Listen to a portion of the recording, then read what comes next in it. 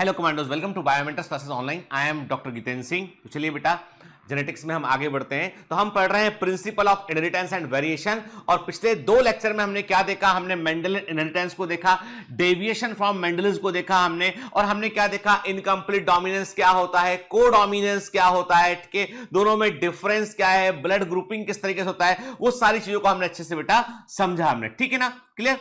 ठीक। तो अभी हम क्या करेंगे? हम थोड़ा और आगे बढ़ेंगे। आज हम बात करेंगे डाइहाइब्रिड क्रॉस के ऊपर बात करेंगे, लिंकेज के ऊपर, क्रॉसिंग ओवर के ऊपर बेटा हम बात करेंगे। तो मतलब जेनेटिक्स थोड़ा सा बड़ा चैप्टर है, समझने वाला चैप्टर है, इसलिए मैं, चूंकि ये टाइटन क्रैश कोर्स है, एक्सटेंडेड क्रैश कोर्स है, इसलिए इसमें मैं बहुत तेज नहीं जाऊंगा, थोड़ा समझाते हुए चलेंगे। हो सकता है कि आपको एक लेक्चर एक्स्ट्रा देखना पड़े एक दिन में, आपको है ना, ऐसा जुल्म मैं करूंगा आप पर के, ऐसा जुल्म मैं आप पर करूंगा कि हो सकता है कि मैं एक की बजाय दो लेक्चर सेम डे लूं आपके में, लेकिन मैं आपको पढ़ाऊंगा बेटा उसी तरीके से जिससे कि आप एग्जाम में जो है वो फोड़ के आ पाए। मतलब मेरा पर्पस क्या है कि एग्जाम में पेपर जब आपके सामने आता है तो आपके पास होना चाहिए कि सर ने हर चीज पढ़ाया है और हमको हर चीज आता है, हम फोड़ के आएंगे बेटा। क्लियर? ठीक है, चलिए, पक्का ना? मतलब मैं यकीन कर लूं, पता चला कि जो है ऐसे ही बोले चले जा रहा हूं और आप बोल रहे हो नहीं सर हमको तो नहीं पढ़ना, तो ऐसा नहीं होना चाहिए, आपको पढ़ना है, मेहनत करना है बेटा। ठीक है ना? देख रहे हो आप क्या हालत है, डॉक्टर चाहिए यार, अच्छे डॉक्टर चाहिए, ठीक है, और आप में से बहुत सारे लोगों का खून खोलता होगा देख के आपने आसपास की, यार कुछ करना है, और कुछ करना है तो पहले तो एग्जाम निकालना है, फिर कुछ करेंगे, जरूर कुछ करेंगे बेटा, कुछ बड़ा करेंगे, कुछ अच्छा करेंगे हम, है ना? चलो, तो अभी लौट के आते हैं अपने मुद्दे पर के। तो देखो बेटा, आज हम बात करने वाले हैं किस पर? आज हम बात करेंगे इनहेरिटेंस ऑफ टू जीन्स पर के। मतलब ये है कि हम बात करेंगे टू पेयर ऑफ कैरेक्टर के, हम बात करेंगे कि दो जीन की वंशागति। मतलब यहां पर ये है कि हम बात करेंगे यहां पे इनहेरिटेंस ऑफ जो है टू पेयर ऑफ कैरेक्टर के। हम किसकी बात करेंगे? हम बात करेंगे inheritance of two pair of characters. ठीक है, यहां पर एनसीईआरटी में टाइटल दिया उन्होंने टू जीन्स, मतलब two different type of genes की बात कर रहे हैं वो, two different type of genes की बात कर रहे हैं। उनके एलील भी शामिल करोगे तो टू पेयर ऑफ एलील हो जाएगा, एलील के दो जोड़े हो जाएंगे बेटा वहां पे, है ना? ठीक है, ऐसे क्रॉस को क्या बोलेंगे हम? इसे बोलेंगे हम डाइहाइब्रिड क्रॉस बोलेंगे। इसे क्या बोलेंगे? इसे बेटा हम डाइहाइब्रिड क्रॉस बोलेंगे। के मोनोहाइब्रिड क्रॉस में हम जो है एक जीन और उसके एलील के इनहेरिटेंस की स्टडी करते हैं, वन पेयर ऑफ जीन की स्टडी करते हैं मोनोहाइब्रिड क्रॉस में। डाइहाइब्रिड क्रॉस में हम जो है टू पेयर ऑफ जीन्स या दो एलील के जोड़ों की हम स्टडी करते हैं। ठीक है ना बेटा? वहां पर जीन, जब मेंडल बोलते हैं एक जीन का इनहेरिटेंस, तो वो बोलते हैं कैपिटल टी एक जीन है और उसका एलील स्मॉल टी है, तो उन्होंने उसको एक कैरेक्टर, कायदे में इसको एक जीन ना बोल के एक कैरेक्टर बोलना चाहिए था। तो ये एनसीईआरटी का लैंग्वेज का डिफरेंस है, तो उस पर मत फंसिएगा। जो सही बात है वो दिमाग में रखिएगा कि जब आप जो है वो लक्षणों के दो जोड़ों का अध्ययन करते हैं, टू कैरेक्टर्स टुगेदर, दो लक्षणों का एक साथ स्टडी करते हैं, डाइहाइब्रिड क्रॉस एक का करते हैं तो मोनोहाइब्रिड क्रॉस कहलाता है। ठीक है, तो एक काम करते हैं, तो यहां पर हम क्या करेंगे? यहां पर हम जो है वो दो ट्रेट को एक बार में हम यहां पर दो ट्रेट की स्टडी करेंगे। तो एक काम करते हैं, बजाय एनसीईआरटी में लिखा लिखाया स्लाइड देखने की बजाय थोड़ा सा हाथ पर चलाते हैं, थोड़ा एफर्ट करते हैं बेटा, है ना? ठीक है, चलो, तो क्या किया हमने जो है यहां पर हमने लक्षणों के दो, हमने क्या किया? यहां पे हमने जो है वो दो ट्रेट लिए हमने, यहां पे के दो लक्षण लिए हमने। पहला क्या लिया हमने लिया यहां पे सीड शेप। ठीक है, बीजों की आकृति को लिया कि सीड कैसे है, राउंड सीड है और रिंकल्ड सीड है। ठीक है, दूसरा ट्रेट क्या लिया हमने? Seed colour. क्या है बेटा? येलो कलर है सीड का, ठीक है, या ग्रीन कलर है। ठीक है, ये हमने दो ट्रेट के, यानी हमने टू पेयर ऑफ कैरेक्टर्स को लिया हमने के, टू पेयर ऑफ कैरेक्टर्स, लक्षणों के दो जोड़ों को हमने यहां पर लिया बेटा, है ना? ठीक है, चलिए, क्यों टू पेयर ऑफ कैरेक्टर बोल रहा हूं? देखो, ट्रेट हमने कहा, ट्रेट क्या है?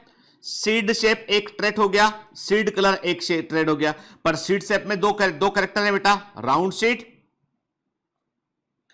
Wrinkled seed. ठीक है, फिर दूसरा है सीड कलर, तो उसमें भी दो कैरेक्टर उसमें है बेटा, येलो सीड या फिर ग्रीन सीड, है ना बेटा? है ना? ये अंतर हमें दिखाई पड़ा। क्लियर? चलिए, अब इन्होंने क्या किया?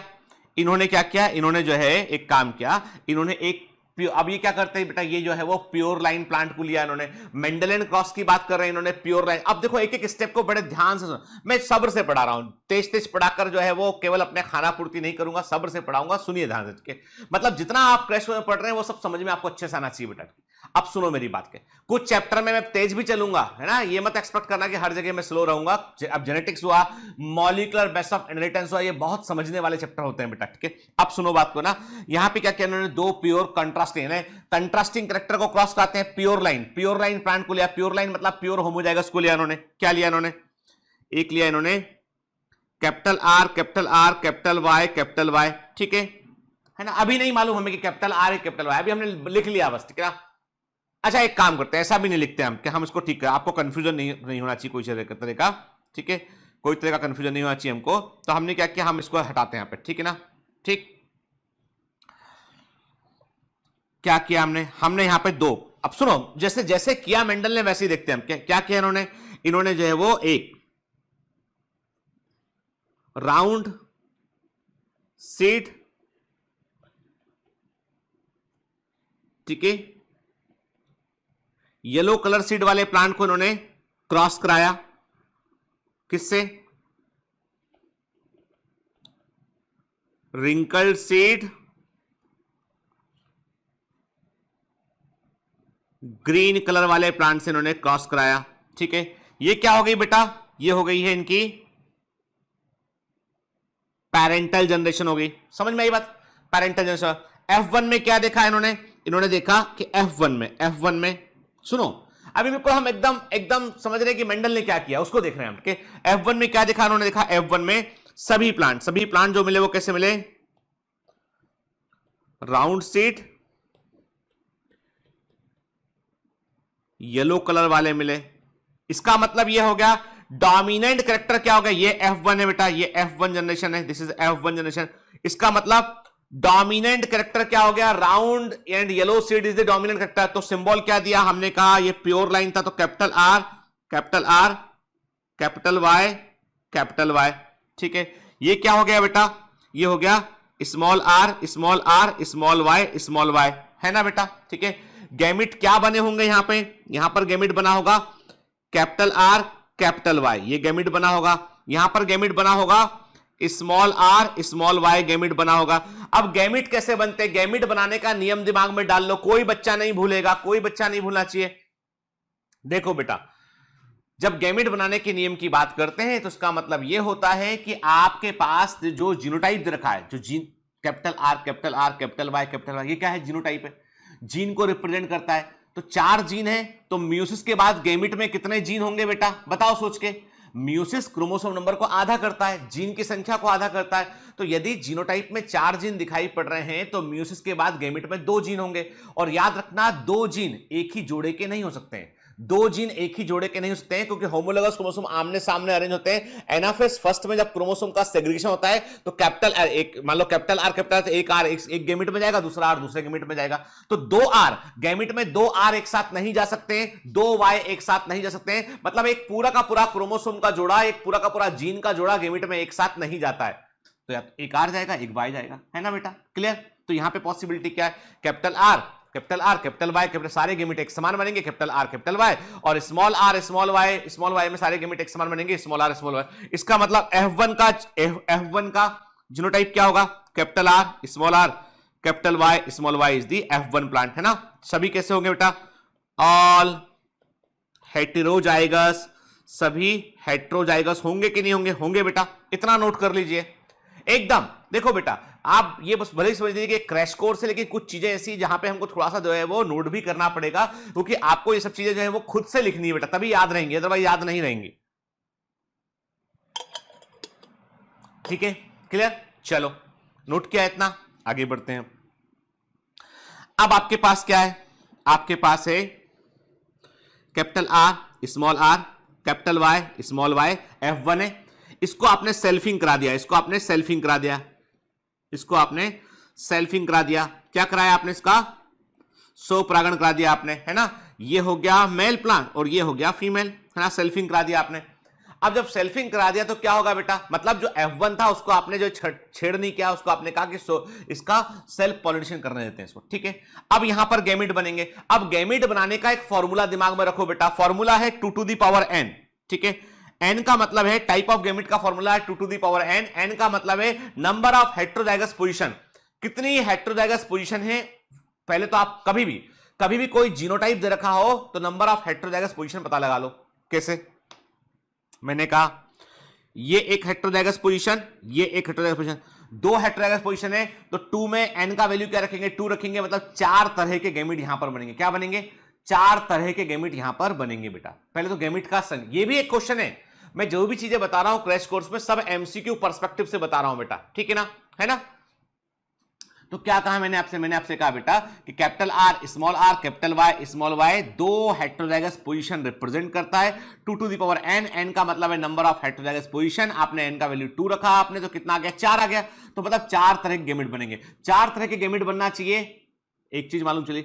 दूसरी चीज, यदि जीनोटाइप में 4 जीन है तो गैमेट में 2 जीन रहेंगे। तीसरी चीज, एक जोड़े के दोनों जीन एक साथ गैमेट में नहीं जा सकते हैं। अब क्या बना यहाँ पे, 4 तरह के गैमेट क्या बनेंगे यहाँ पे, देखो देखते हैं। पहले तो गैमेट बनाना सीखना जरूरी है, क्या बनेंगे यहाँ पे, ये देखो है ना, ये बड़ा दिक्कत है एक्चुअली। चलो ठीक है, हम फिर से नोट करते हैं, ठीक है। एप्पल का ये नया वाला आईपैड जो है वो अच्छा नहीं लगा मेरे को, ठीक है, क्योंकि ओवर सेंसिटिव है, ठीक है। अति संवेदनशीलता भी अच्छी नहीं होती जिंदगी में, ठीक है। हाँ ठीक, बस अब ये है कि रोज रोज नया नया एप्पल का प्रोडक्ट निकलता है कि ये भी आ गया होगा, अब थोड़ा यही बाकी है बस कि आईपैड में इंटर कर जाओ और फिर सीधा आपके मोबाइल से बाहर निकल जाओ, ठीक है। चलो, तो अभी हमने क्या किया, इसका सेल्फिंग किया, तो फॉर्मूला है 2 to the power n, n का मतलब है नंबर ऑफ हेटेरोजाइगस पोजीशन, मतलब ये है कि यहाँ पे 4 तरह के गैमेट बनेंगे। कैसे बनेंगे बेटा यहाँ पे, तो मैंने कहा आपसे कि एक तो बेटा देखो, एक बनेगा यहाँ पे,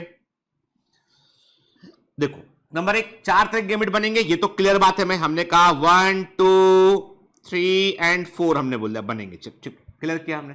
लेकिन उनमें एक जोड़े के दोनों जीन एक साथ नहीं जाएंगे, तो इसका मतलब क्या बनेगा, यहां पर बनेगा कैपिटल आर कैपिटल वाई, ये पॉसिबल है ना बेटा, कैपिटल आर स्मॉल वाई, देखो सारे परम्यूटेशन कॉम्बिनेशन देखें, small R capital Y small are small Y बनेगा बेटा, बना है ना। 4 तरह के गैमेट बने, सारी कंडीशन फुलफिल करना है, 4 तरह के गैमेट बनेंगे क्योंकि 2 हेटेरोजाइगस पोजीशन है वहां पे, फॉर्मूले में रख के देखा था हमने।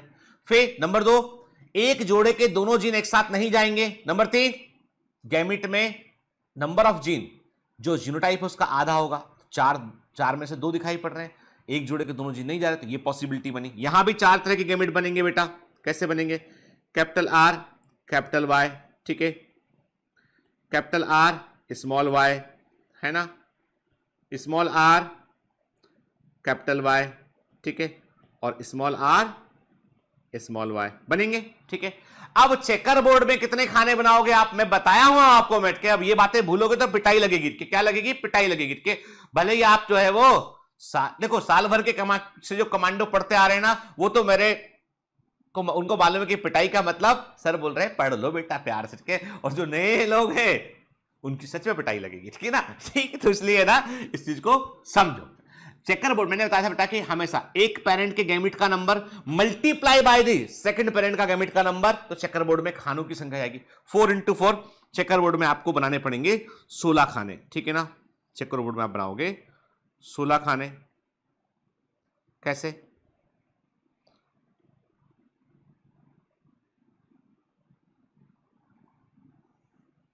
चेकर बोर्ड में हमने बना लिए ये 16 खाने बना लिए चेकर बोर्ड में हमने, ठीक है बेटा, है ना।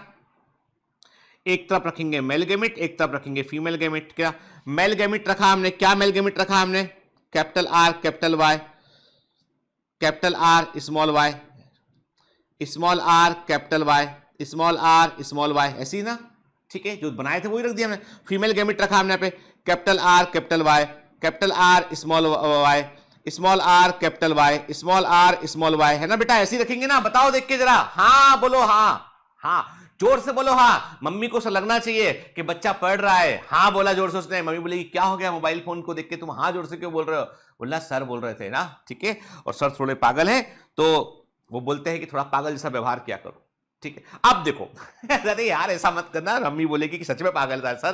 तो सुनो, अब क्या करना है हमको यहाँ पे, अब हमें देखना है कि किस तरह का, अब हमने ये परम्यूटेशन, हमने क्या किया, गैमेट को चेकर बोर्ड में प्लस किया, हमने पुनेट स्क्वायर में डाला हमने। अब हमको पता लगाना है किस तरह के प्लांट हमको मिल रहे हैं। देखो यहां पे कैपिटल आर क्या होगा बेटा, राउंड बनेगा। कैपिटल वाई क्या होगा, येलो, तो राउंड येलो। हमने कहा ये बना लिया हमने राउंड येलो हमारे पास। अब तुमको लिखना पड़ेगा, तुम्हारे पास ये फैसिलिटी नहीं है अभी कि तुमको लिखना पड़ेगा, ठीक है, राउंड येलो है ना। फिर capital R capital Y small Y बनेगा बेटा, यहां पे बनेगा कि नहीं बनेगा जनरेट। देखो अपना आप बनाओ ना जनरेट, अरे आप लिखो बेटा। मैं तो देखो मेरे पास क्या, मैं लिखूंगा तो मेरा टच करके हाथ तो ये हट जाएगा पूरा, इसलिए मैं नहीं लिख रहा हूं। आप लिखिए यहां पे क्या आएगा बेटा, यहां पे आएगा कैपिटल आर कैपिटल वाई पूरा लिखना है आपको, ठीक है ना। यहां पे क्या आएगा, capital R capital Y small Y आएगा। क्या आएगा, क्या बनेगा बेटा, यहां पे बनेगा, यहां पर भी राउंड येलो बनेगा। This is also round yellow बनेगा, ठीक है। यहां पर क्या आएगा, कैपिटल आर कैपिटल वाई आएगा, तो यहां भी राउंड येलो बनेगा, ठीक है। यहां पर क्या आएगा, capital R capital Y small Y आएगा, तो यहां पर भी राउंड येलो बनेगा राउंड येलो बेटा, ठीक है ना। हमने कहा एकदम राउंड येलो बना यहां पे, है ना, ठीक है। चलो फिर आते हैं, capital R capital Y small Y round yellow बनेगा कि नहीं बनेगा, बिल्कुल बनेगा, ठीक है। अब यहां पे क्या बनेगा बताओ, कैपिटल आर स्मॉल वाई, ये मैं नोट करता हूं, थोड़ा सा अलग दिखाई पड़ रहा है। कैपिटल आर स्मॉल वाई क्या बनेगा, बताओ क्या बनेगा। अरे सोचो बताओ, अरे वाई किसके लिए, कलर के लिए, और आर किसके लिए, शेप के लिए। क्या बनेगा यहां पे राउंड ग्रीन बन गया, ये बन गया राउंड ग्रीन, ठीक है। फिर आगे आए हम, अब अगले में क्या बना यहां पे फिर capital R capital Y small Y, ठीक है। तो क्या बन गया बेटा, देखो ना, कैपिटल आर यहां से आया, स्मॉल आर यहां से आया, कैपिटल वाई यहां से आया, स्मॉल वाई यहां से आया। क्या बना बेटा, capital R capital Y small Y, क्या बन गया, ये राउंड येलो बन गया राउंड येलो, ठीक है। फिर इसमें आया, यहां पे क्या है बेटा, यहां पे कैपिटल आर स्मॉल वाई क्या बनेगा, ये राउंड ग्रीन, फिर से बन गया राउंड ग्रीन, क्लियर, ठीक है। चलिए नेक्स्ट इसमें आते हैं हम, कैपिटल आर कैपिटल वाई, तो क्या बन गया बेटा, ये बन गया आपका राउंड येलो, बन गया राउंड येलो, ठीक है। फिर capital R capital Y small Y round yellow बनेगा ना बेटा, देखो लो आप मिला के कॉम्बिनेशन, आपको ये कॉम्बिनेशन ठीक से मैच करना है। Capital R capital Y small Y round yellow बन गया, ठीक है। फिर आगे बढ़े हम, स्मॉल आर, आप देखो यहां पे क्या, यहां पे आया स्मॉल आर कैपिटल वाई, अब बताओ क्या बनेगा, अब यहां पर बनेगा रिंकल्ड येलो। क्या बनेगा, रिंकल्ड येलो, हमने ऐसा बना लिया, ये है रिंकल, हमने कहा ये रिंकल्ड येलो बन गया। क्या बन गया, झुर्रीदार पीला बन गया इसके। फिर यहां पर आए, क्या बना, कैपिटल आर नहीं, small R capital Y small Y, again wrinkled yellow बना, रिंकल्ड येलो, ठीक है, झुर्रीदार पीला बना। स्मॉल आर से रिंकल हो गया, कैपिटल वाई से क्या हो गया, येलो हो गया वो, ठीक है बेटा। फिर capital R capital Y small Y round yellow बनेगा, राउंड येलो ना। देखो कैपिटल आर ऊपर से आया, स्मॉल आर साइड से आया, तो capital R capital Y small Y, ठीक है। फिर आगे बढ़े, यहां पे क्या बनेगा, capital R small Y again क्या बनेगा, राउंड ग्रीन। क्या बनेगा, राउंड ग्रीन बनेगा, ये बनेगा बेटा, ठीक है। फिर next small R capital Y small Y क्या बनेगा बेटा, यहां पे ये बनेगा आपका रिंकल्ड येलो बना रिंकल्ड येलो, ठीक है। लास्ट वाला क्या बना, small are small Y wrinkled green बना, ये बन गया रिंकल्ड ग्रीन बन गया, ये बन गया, ठीक है। देखो अरे ये हमने चेकरबोर्ड को पूरा किया, और ये बड़ा, देखो कई बच्चे क्या करते हैं इसमें आलस से करते हैं, उनको लगता है गीतेंद्र सर तो जो है वो ऐसे टाइम पास कर दिए इसमें। नहीं बेटा, ये चेकरबोर्ड बनाना यदि आपको नहीं आएगा, इसको आप नहीं करोगे तो जेनेटिक्स का आप मूल कंटेंट मिस कर दोगे। ये मेन कंटेंट है जेनेटिक्स का, याद रखना है आपको, ठीक है ना। तो अभी क्या कहा हमने चेकरबोर्ड को आपके चेकरबोर्ड में पूरा लिखा होना चाहिए। देखो बेटा मैंने डायग्राम बना दिया ताकि जो है वो थोड़ा सा ओवर सेंसिटिव है आईपैड, तो ये कहीं मिस ना हो जाए, इसलिए मैंने डायग्राम बना दिया। तो आपको क्या करना है बेटा, आपको पूरा लिखना है ना। तो अब यदि मैं आपसे पूछता हूं कि यहां पर आपने इस ये क्या, ये है F2 जनरेशन, ये सीधी F2 जनरेशन के, बताओ कितने आपको राउंड येलो मिले, कितने राउंड येलो मिले, काउंट कर चलो कितने राउंड येलो, 1 2 3 4 5 6 7 8 9, 9 मिले हमें राउंड येलो, 9 मिले हमें यहां पे राउंड येलो, हमको 9 मिले, ठीक है। बताओ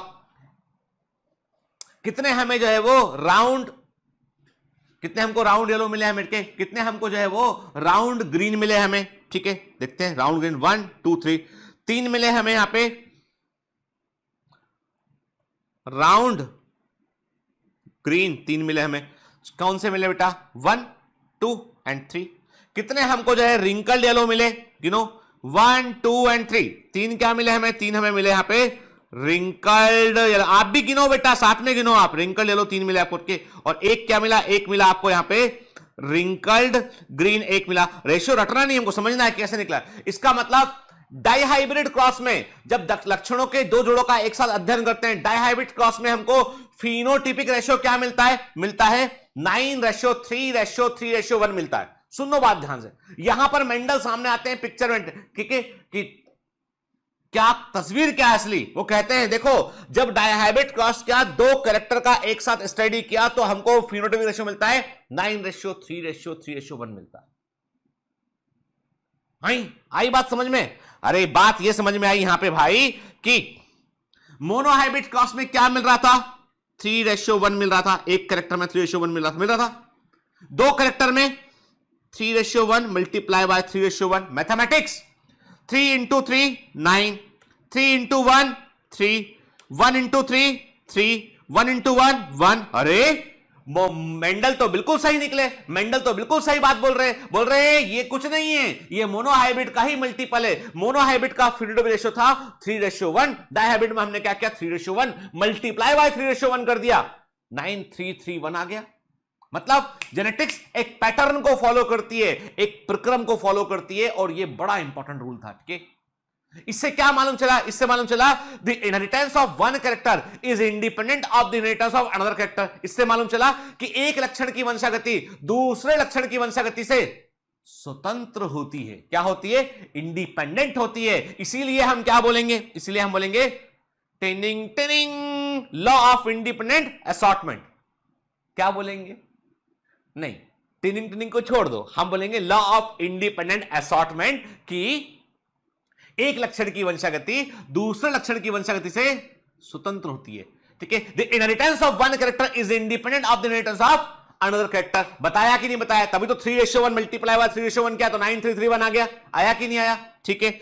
चलो ठीक है, तो इसका मतलब यहां पर क्या कहा, हमने कहा कि डाइहाइब्रिड क्रॉस में हमको क्या मिला, फिनोटिपिक रेशियो क्या मिला, 9:3:3:1 मिला, ठीक है। जो कि हम ऐसा बोल, जो कि 3:1 इसके इक्विवेलेंट था। 2 का मतलब क्या, कितने कैरेक्टर थे, कितने हेटेरोजाइगस पोजीशन थे, उसकी बात कर रहा है। कौन सा क्रॉस था, मोनोहाइब्रिड क्रॉस की वैल्यू 1 आएगा, डाइहाइब्रिड की वैल्यू 2 आएगा, के है कि नहीं के। तो चलो इस चीज को तो अभी हमने हटा दिया, बाद में हम कंक्लूजन में बात करेंगे इस पर, हम बाद में बात करेंगे। अभी मैं केवल समझाने की कोशिश कर रहा हूं कि मेंडल क्या कहना आपसे चाह रहे थे, के है ना। चलिए, तो अभी हम क्या बात करते थे बेटा, यहाँ पे मैंने कहा फिनोटाइपिक रेशियो तुमको 9:3। अब आप बोलोगे sir what about the genotype, आप बोलोगे sir what about the genotypic ratio ने, आप बोलोगे सर फिनोटाइपिक तो समझ में आया कि वो आया 9:3:3:1 आ गया, लेकिन what about the genotypic ratio की बात तो की नहीं आपने। मैं कर रहा हूं ना बात, मैंने कहा ना, ठीक है। 1 बिल्कुल मोनोहाइब्रिड क्रॉस जो है ना बेटा, उसमें क्या मिला था, 1:2:1 मिला था हमको। कहां पे ये मिला था हमें, मोनोहाइब्रिड क्रॉस में हमको ये मिला था कि नहीं मिला था, मिला था, ठीक है ना। दिमाग में रखो इस बात को। अभी डाइहाइब्रिड क्रॉस का जीनोटाइपिक रेशियो निकाल रहे हैं, चलो निकाल लेते हैं। आपका चेकरबोर्ड तैयार होगा। पूरी उम्मीद है मुझे पूरी उम्मीद है कि मेरे बच्चों का चेकरबोर्ड तैयार होगा। चलो मैं लिखूंगा जीनोटाइप, आप बनाना। Capital R capital R capital Y बताओ कितने हैं। Capital R capital Y small y बताओ कितने हैं। कैपिटल आर स्मॉल वाई बताओ कितने हैं। कैपिटल आर कैपिटल वाई बताओ कितने हैं। Capital R capital Y small Y कितने हैं। कैपिटल आर स्मॉल वाई कितने हैं। स्मॉल आर कैपिटल वाई कितने हैं। Small R capital Y small Y कितने हैं। स्मॉल आर स्मॉल वाई कितने हैं बताओ। आप देखो चेकरबोर्ड में आपको सिर्फ 9 प्रकार के आपको 9 टाइप ऑफ जीनोटाइप देखने मिलेंगे चेकरबोर्ड के अंदर। आप काउंट कर लीजिए 9 प्रकार के जीनोटाइप। फिनोटाइप क्या थे, 4 तरह के फिनोटाइप देखने मिले थे आपको। राउंड येलो, राउंड ग्रीन, ठीक है, रिंकल्ड येलो, रिंकल्ड ग्रीन के। यहां पे जीनोटाइप 9 तरह के देखने मिलेंगे आपको। आप गिनो, काउंटिंग करो, आप मेरे से मत उम्मीद करो, तुम काउंट करो। चलो है ना, हर काम मैं थोड़ी ना करूंगा कि भैया क्रैश कोर्स में सर से बोल दिया कि सर हम तो क्रैश कोर्स में आ गए, चैनल भी सब्सक्राइब कर दिया, ठीक है, हम तो देख रहे हैं, हम तो सब्सक्रिप्शन भी ले लिए, सॉल्व कर। अब तो आप, ठीक है, वो आईपीएल था चीयर गर्ल टाइप सेट के, तो आप डांस को तो वो नहीं करेंगे, आपको काम करना है, आप समझ गए, ठीक है। क्यों डांट खाने वाला काम करते हो, बताओ परोस को। चलो क्या आएगा बेटा, बताओ फटाफट फटाफट फटाफट, क्या आएगा बेटा। कैपिटल आर कैपिटल वाई एक मिला आपको, अपर कॉर्नर में देखो एक मिलेगा, एक। Capital R capital Y small Y 2 मिला आपको।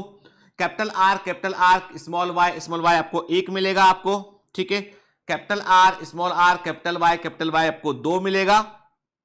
कैपिटल आर कैपिटल वाई आपको 4 मिलेगा, ठीक है। कैपिटल आर स्मॉल वाई आपको जो है वो 2 मिलेगा। कैपिटल आर ये जो बता रहा हूं ना, तो मैं आपको देख रहा हूं पर मेरे सामने चेकरबोर्ड है। याद रखिए, जिंदगी में आपका कंसंट्रेशन ऐसा होना चाहिए, मैं कैमरा देख रहा हूं कि मैं आपको देख रहा हूं, आपकी आंखों में देख रहा हूं मैं, लेकिन मेरे सामने चेकरबोर्ड है, मैं पूरा काउंट कर सकता हूं उसको, ठीक है ना। कैपिटल आर कैपिटल वाई कितना मिलेगा, 1 मिलेगा। Capital R small R capital Y 2 मिलेगा। Small R Y last quarter में हमको 1 मिलेगा, ठीक है। तो क्या आ गया हमारा जो डायहेबिट क्रॉस में जीनोटिपिक रेशियो आया, क्या आया, वो आया 1:2:1:2:1:4:2:1:1 आया कि नहीं आया। 1:1:2:4:2 1:1 आया कि नहीं आया। 1:1:2:4:2 1:1 आया कि नहीं आया, क्या आया ना। किसका मल्टीपल है ये, किसका मल्टीपल है ये, चलो सॉल्व करके देख लो तुम। इसका मल्टीपल है ये 1:1, तुम करके देख लो सॉल्व बेटा, इसी का मोनोहाइब्रिड क्रॉस का ही मल्टीपल होता है डायहाइब्रिड क्रॉस, कुछ अलग नहीं है, ठीक है ना। आया कि नहीं आया, है ना। तो याद रखना, डायहाइब्रिड क्रॉस में फिनोटाइप 4 तरह के मिलते हैं, जीनोटाइप आपको 9 तरह के मिलते हैं, एग्जाम में पूछा गया है ये, ठीक है, तो याद रखना है हमको। क्लियर, चलिए आगे बढ़ते हैं। तो कहानी ये कहती है आपसे कि भैया अब हमने जो है वो एनसीईआरटी ने जो भी जैसा भी लिखा, अब हमने अपनी बात में सिंपलीफाइड तरीके से समझ लिया। हमने जेनेटिक्स में बेटा शब्दों को रटने का मतलब कुछ भी नहीं है, यहाँ पे वही बातें लिखी हुई हैं, यहां पर मतलब है आपको समझने का। Concept of clarity is very very important in genetics and the molecular basis of inheritance, बहुत ज्यादा इंपॉर्टेंट है बेटा यहाँ पे, ठीक है ना। क्लियर, देखो round yellow parental generation, wrinkle green से क्रॉस किया, गैमिट बना यहाँ पे, राउंड येलो सेल्फिंग कराया, देखो गैमिट बना यहाँ पे 2 तरह के। फिर देखो पूरा चेकरबोर्ड है, एनसीईआरटी में पूरा चेकरबोर्ड दे रखा है, ये मैंने भर दिया यहाँ पे चेकरबोर्ड, दिख रहा है आपको के पुनेट स्क्वायर। क्लियर है ना बेटा, एकदम परफेक्ट, कोई डाउट नहीं, है ना। चल अब बता, पक्का बोल दिया, कोई डाउट नहीं, पक्का। चलो बताओ, अब गलत मत करना, गलत करोगे तो पिटाई लगेगी बेटा, बिल्कुल पिटाई लगेगी। क्या सामने फिजिकल क्लास होता है पिटाई लगती है आपको, बताओ। Capital R small R capital Y कितने प्रकार के गैमेट, पहले तो कितने तरह के गैमेट बनाएगा, how many type of gamete, कितने प्रकार के गैमेट बनाएगा capital R small R capital Y. 4 मत बोलना, 4 बोले तो समझ लेना क्लास से निकाल दूंगा बाहर, ठीक है। कैसे निकालूंगा बाहर क्लास से, इंटरनेट को फ्लक्चुएट कर दूंगा, है ना, यूट्यूब से गायब, समझ गए, समझ लो साहब, अरे महसूस करने वाली बात है भाई, है ना। तो capital R small R capital Y कितने प्रकार के गैमेट बनाएगा, तो 4 मत बोलना है आंख बंद करके, क्या बोलोगे, सर देखो आपने कहा था 2 to the power n, n का मतलब यहां पर है कि नंबर ऑफ हेटेरोजाइगस पोजीशन, यहां पे हमको एक हेटेरोजाइगस पोजीशन दिखाई पड़ रही है, मतलब दो तरह के गैमेट बनेंगे, एक बनेगा कैपिटल आर कैपिटल वाई, दूसरा बनेगा स्मॉल आर कैपिटल वाई, तीसरा चौथे की संभावना ही नहीं है भाई यहां पे, है ना। तो गलती मत करना, ये छोटे छोटे क्वेश्चन एग्जाम में पूछे जाते हैं बेटा, है ना, क्लियर। अब और पूछूं, बताओ capital A small a, capital B small b, capital C small c, कितने प्रकार के गैमेट बनेंगे, फटाफट बताओ। तीन हेटेरोजाइगस पोजीशन है, 1 2 3, 2 टू दी पावर 3, मतलब 8 प्रकार के गैमेट बनेंगे, बनेंगे या नहीं बनेंगे, बनेंगे। चलो बताओ बेटा, और पूछूंगा अभी, दो चार क्वेश्चन पूछ लेता हूं आपसे मैं, फिर आगे बढ़ते हैं। Capital R small small Y, कितने प्रकार के गैमेट बनेंगे बताओ। टिनिंग टिनिंग, कितने, अरे यार फिर वही वाली बात, एक हेटेरोजाइगस पोजीशन है, दो तरह के बनेंगे, capital R small are small Y बनेगा। बताओ capital A capital B capital C small c, कितने प्रकार के गैमेट बनेंगे, दो हेटेरोजाइगस पोजीशन है यहां पे, देखो ए कैपिटल तो होमोजाइगस है, तो चार तरह के गैमेट बनेंगे, है ना बेटा। तो कंफ्यूज मत करना, एकदम दिमाग में, ये सिंपलेस्ट क्वेश्चन है जो एग्जाम में पूछे जाते हैं, है ना, ठीक है। तो अब आते हैं कहानी में, आगे बढ़ते हैं, लॉ ऑफ इंडिपेंडेंट असॉर्टमेंट की बात करते हैं। वो कहता है कि एक लक्षण की वंशागति दूसरे लक्षण की वंशागति पर निर्भर नहीं करती है, inheritance of one character is independent of the inheritance of another character, this is the law of independent assortment, clear, ठीक है बेटा, है ना। चलो क्या बोलते हैं मेंडल जी, देख लेते हैं हम इसको। In the dihybrid cross the phenotype round yellow wrinkled yellow, round green wrinkled green appeared होते हैं 9:3:1 रेशियो में, और ये जो है वो मेंडल ने जो इसको ऑब्जर्व किया, इसका अध्ययन किया, उन्होंने बताया, उन्होंने जब 7 के पेयर ऑफ कैरेक्टर को उन्होंने कॉम्बिनेशन बना के देखा तो उनको सेम चीजें देखने मिली, ठीक है ना, ठीक। तो क्या बोलते हैं, वो कहते हैं कि जो 9:3 बनाया ना, ये 3:1 का ही मल्टीप्लीकेशन है, मतलब मोनोहाइब्रिड क्रॉस का ही ये मल्टीप्लीकेशन एक प्रकार से क्या, जो मैंने आपको बताया, यही मेंडल बोलना चाह रहे हैं, है ना बेटा, क्लियर। तो कोई डाउट नहीं इसमें हमको।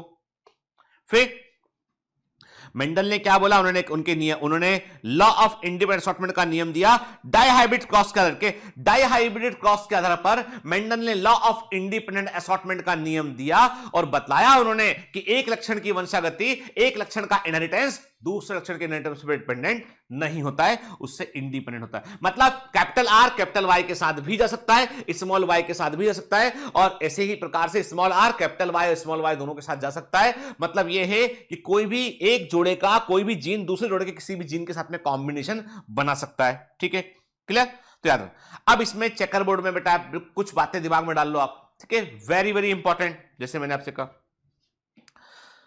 चेकर बोर्ड में आप इस तरफ जाएंगे, आप डबल हेटेरोजाइगस आपको देखने मिलेंगे, देखो ये डबल हेटेरोजाइगस, डबल हेटेरोजाइगस देख रहे हो, चार, यानी चार आपको कैसे मिलेंगे, चार आपको जो है वो double heterozygous, capital R small R capital Y double heterozygous देखने मिलेंगे, ठीक है। इंटरेस्टिंग बात है, इंटरेस्टिंग, आपने कभी पता नहीं गौर किया है नहीं किया, तो मैं बताने की कोशिश कर रहा हूं।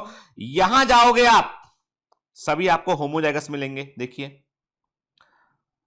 Capital R capital R capital Y capital Y, capital R small Y small Y, small R capital Y small are small Y, ठीक है। बाकी सभी एक जीन के लिए, हेटेरोजाइगस होते हैं, ठीक है ना, याद रखना इसको, छोटी सी चीज है, एग्जामिनर कभी कभी चेकर बोर्ड में से इंफॉर्मेशन निकाल के पूछ लेता है आपसे वो, है ना, ठीक है। चलिए अब बात करेंगे हम क्रोमोसोमल थ्योरी ऑफ इनहेरिटेंस के, यानी हम जो है वंशागति की गुणसूत्र अवधारणा की बात करेंगे, बड़ा इंपॉर्टेंट है ये क्रोमोसोमल थ्योरी ऑफ इनहेरिटेंस की बेटा हम बात करते हैं। देखो, Mendel publish his work on inheritance of character in 1865, but for several reasons it remain unrecognised in 1900 के। कहते हैं कि मैंने आपको पहले भी कहा था कि मेंडल एक दुर्भाग्यशाली वैज्ञानिकों में से एक रहे हैं, इनका वर्क जो है वो पहले एक्चुअली सही डेट जो है वो एनसीईआरटी में ऐसा लिखा है, सही डेट इसकी 1866 थी, पर हम एनसीईआरटी के अकॉर्डिंग जाएंगे तो 1865 पब्लिश किया उन्होंने, और इनका वर्क को 1900 तक जो है वो पहचाना नहीं गया। क्या कारण थे, व्हाट आर द रीजंस, क्या कारण थे इसके पीछे कि इनका काम नहीं पहचाना गया। नंबर एक ये था कि उस समय जो है वो व्हाट्सएप नहीं था कि उठा के स्टेटस पोस्ट कर दिया, ठीक है। क्या करते आज का जमाना क्या, आज तो कम्युनिकेशन इतना फास्ट है कि इसको रोकना मुश्किल है। I am in Starbucks eating with friends, है ना। आज तो क्या करते हैं, आज तो ये झट से उठाया टिक, मतलब आज तो शेयर करना, मतलब ऐसे ही कुछ भी किया है ना, खाया खा जो है वो, और तो और अभी तो जो है वो मतलब बहुत सारे ट्रेंड आकर आना बाकी है। जब मुझे अच्छे से ध्यान है कि पहली पहली बार जो है ना वो सेल्फी का ट्रेंड, आज के 4-5 साल पहले सेल्फी लोगों ने लेना शुरू किया, तो लोग हंसते थे। लोग सच, आपको पता नहीं, आप छोटे रहे होंगे, आप और छोटे रहे होंगे, आपको पता नहीं होगा इस चीज के। मैं अब चूंकि बड़ा हूं, देखता रहता हूं चीजों को, तो मैं जब आज के 5-6 साल पहले सेल्फी का ट्रेंड शुरू हुआ तो लोग बोलते थे देखो इंसान इतना अकेला हो गया कि कोई फोटो खींचने वाला भी नहीं साथ उसके, जा रहे हैं एक तो सेल्फी खींच रहे हैं, ठीक है, और क्या कर रहे हैं, मतलब बाउट बना, मतलब बदक के जैसा मुंह बना के सेल्फी खींच रहे हैं। अरे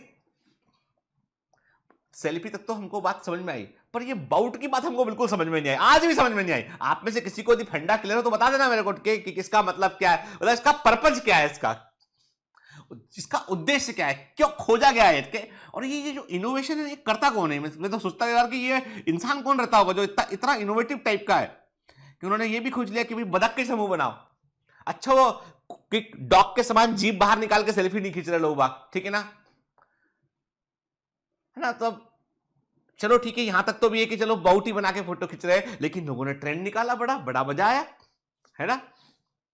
आज सेल्फी तो मेन चीज बन गई है, कहीं जाओ तो पीछे ताजमहल है सेल्फी, पीछे कोई सेल्फी, ठीक है। और आदमी सेल्फी खींचते खींचते इतना सेल्फिश हो गया है, इतना सेल्फिश हो गया है, जहां किसी की मदद करने की जरूरत होती है वहां पे उसका वीडियो बना रहा होता है। मैंने देखा कई जगह पे कोई डूब रहा है, किसी को दुर्घटना हो गई है, तो वहां पे आके सिर्फ कैमरा निकाल के वीडियो बना रहे हैं और उसको सोशल मीडिया पे शेयर कर रहे हैं कि सरकार ने ऐसा किया, कोई मदद के लिए नहीं आया, देखो जरा क्या हुआ। वीडियो बना रहे हैं, शेयर कर रहे हैं। अरे उसको हाथ देते वीडियो ना बनाते भाई, उसकी हेल्प करते, उसको अस्पताल लेके जाते, कुछ करते तो समझ में आ जाती। लेकिन क्या किया, झट से कैमरा निकाल लिया, video. The government is not doing anything. क्यों भैया, हम वीडियो बना रहे थे, हमने बताया हम मदद नहीं करेंगे, हम सेल्फी खींच खींच के सेल्फिश हो चुके हैं, हमारा नाम ही सेल्फू राम रखा गया, क्या हम सेल्फू राम है, तो अभी तो हम सिर्फ सेल्फी खींचेंगे, सिर्फ सेल्फी के। What is your profession, I am in army, okay, कौन से बटालियन कौन से विंग में हो, मतलब कहां पोस्टिंग कहां आपकी, नहीं नहीं वो वाला नहीं, पबजी, पबजी को लोग जॉब समझने लगे, गेमिंग का ट्रेंड आ गया कि भैया एक आदमी गेम खेल रहा है और बाकी पागलों से देख रहे कि देखो वो उधर कूद गया, उधर कूद गया, मतलब कुछ भी, मतलब कुछ भी, मतलब जो अभी एक पढ़ रहा है, सब बैठ के पढ़ रहे हैं यूट्यूब में देख देख के। मतलब मैंने कहा यार ये मतलब एक कुछ लेवल, कोई कहीं तो रुकना पड़ेगा ना, इसको कहीं तो रुकना पड़ेगा। तो खैर छोड़ो, तो पर्पस क्या है इसका, क्यों बताना शुरू कर दिया मैंने, ना भड़ास क्यों निकाल दी इतनी, मैंने इसलिए निकाल दी कि ये मेंडल के समय होता ना तो मेंडल सेल्फी खींचते, दिस इज मेंडल बोलते ये मैं हूं, ये मटर के पौधे और ये इसका रेशियो है और यहां पर पढ़ाई हो रही है, तो बड़ा मजा आता लोगों को। वो लड़की ने बोल दिया ये मैं हूं, ये मेरे फ्रेंड्स है, ये मेरी कार है और ये पारी हो रही है, तो बस ओ पागल पब्लिक। ऐसे बीच में एक ट्रेंड चला, विनोद, जिधर जिधर देखो उधर विनोद विनोद। मैं सोचू शुरू में मेरे को पता ही नहीं था इस बारे में, तो वीडियो रिलीज हो विनोद, मैंने बोला अपने टीम को बोला कि कौन है स्पैमिंग कर रहा है वीडियोस में, सब में हो गया अभी स्पैमर विनोद विनोद, मैंने कहा कौन है विनोद, ठीक है। वो स्पैम तो बहुत देख चुके हैं हम कि फला सर इज बेस्ट, फला सर इज बेस्ट, एक के बाद एक के बाद एक के बाद एक वो आते रहते स्पैम, वो तो बहुत देख चुके हैं हम लोग। कई लोगों को बैन भी किया उसमें से, जो किधर भी वीडियो में पहुंच जाते फला बेस्ट फला बेस्ट फला बेस्ट फला बेस्ट के। अरे भाई बेस्ट है तो तू यहां आके टाइम को बर्बाद कर रहा है अपना, वही ना बेस्ट है के वहां मंजीरा लेके बैठ जा, मंजीरा लेके बजाते रहे मंजीरा बैठ के कि भैया बेस्ट बेस्ट बेस्ट, कहां दूसरे के जहाँ आके बेस्ट बेस्ट कर रहा है। तो मैंने कहा कौन विनोद भैया, पता लगाओ। टीम बोली सर पता नहीं कोई ट्रेंड चल रहा है, जहां देखो विनोद विनोद। फिर मेरे बेटे ने बताया कि पापा विनोद जो है ना वो सिले पॉइंट है कि उसमें विनोद बोला होगा, तो वो विनोद से विनोद निकल गया। और देश भर मोदी जी एक दिन भाषण दे रहे थे तो उसमें चलने लगा विनोद विनोद विनोद। मैं सोचा यार मोदी जी भी सोचते होंगे कि ये विनोद कौन है, ये कहीं ऐसा तो नहीं कांग्रेस ने कोई नया लीडर रख लिया कि कांग्रेस के पास में कोई नया लीडर आ गया हो जिसका नाम हो विनोद गांधी, अभी तक जानकारी भी ना हो अपने वो। तो मोदी जी भी चिंता में, पता लगाओ भैया विनोद कौन, तो इसलिए कुछ भी है ना अपने देश में, तो काश काश ये सुविधा जो है मेंडल के समय होती ना, तो मेंडल जो है बहुत सारी बातें कह चुके थे। तो communication was not easy those days and his work could not widely, उनके पास कोई साधन नहीं था, सिर्फ एक मात्र था कि वो बड़े वैज्ञानिकों को बड़ी पब्लिश करते, साइंटिफिक कमेटी के पास वो पेपर जाते और कमेटी उसको रिव्यू करती। ठीक है, अब दूसरी प्रॉब्लम ये कि हिज कॉन्सेप्ट ऑफ जी, अब जो इन्होंने मेंडल ने क्या कहा, मेंडल ने बताया था फैक्टर के बारे में। अब उस जमाने में किसी को कुछ जीन के बारे में किसी को कुछ नहीं मालूम था, डीएनए के बारे में किसी को कुछ नहीं मालूम था। मतलब यह है कि जो फैक्टर थे, डिस्क्रीट यूनिट थे, ये सब ऐसा था कहानी है कोई। जैसे आज के 50 साल पहले किसी को जाके बोल दो आप 50-100 साल पहले वायरस, बोलेगा होता ही नहीं है। आज भी गांव में लोग बैठे हुए ऐसे, आज भी जो लोग वायरस को नहीं मानते हैं, इतना सब ट्रेजेडी चलने के बावजूद गांव के अंदर ऐसे लोग बोलते हैं पता है ये एक साजिश का हिस्सा है कोरोना। हे, माफ कीजिए बीच में डिस्टर्ब करने के लिए। तो कैसा लगा आपको ये लेक्चर? अच्छा लगा तो चलो चैनल सब्सक्राइब करते हैं और बेल आइकन प्रेस करते हैं। औरों तक पहुंचाने में हमारी मदद कीजिए, शेयर कीजिए और सब्सक्राइब कीजिए, क्योंकि बायोमेंटर्स आपका अपना परिवार है। बाय बाय, चलो कंटिन्यू करते हैं।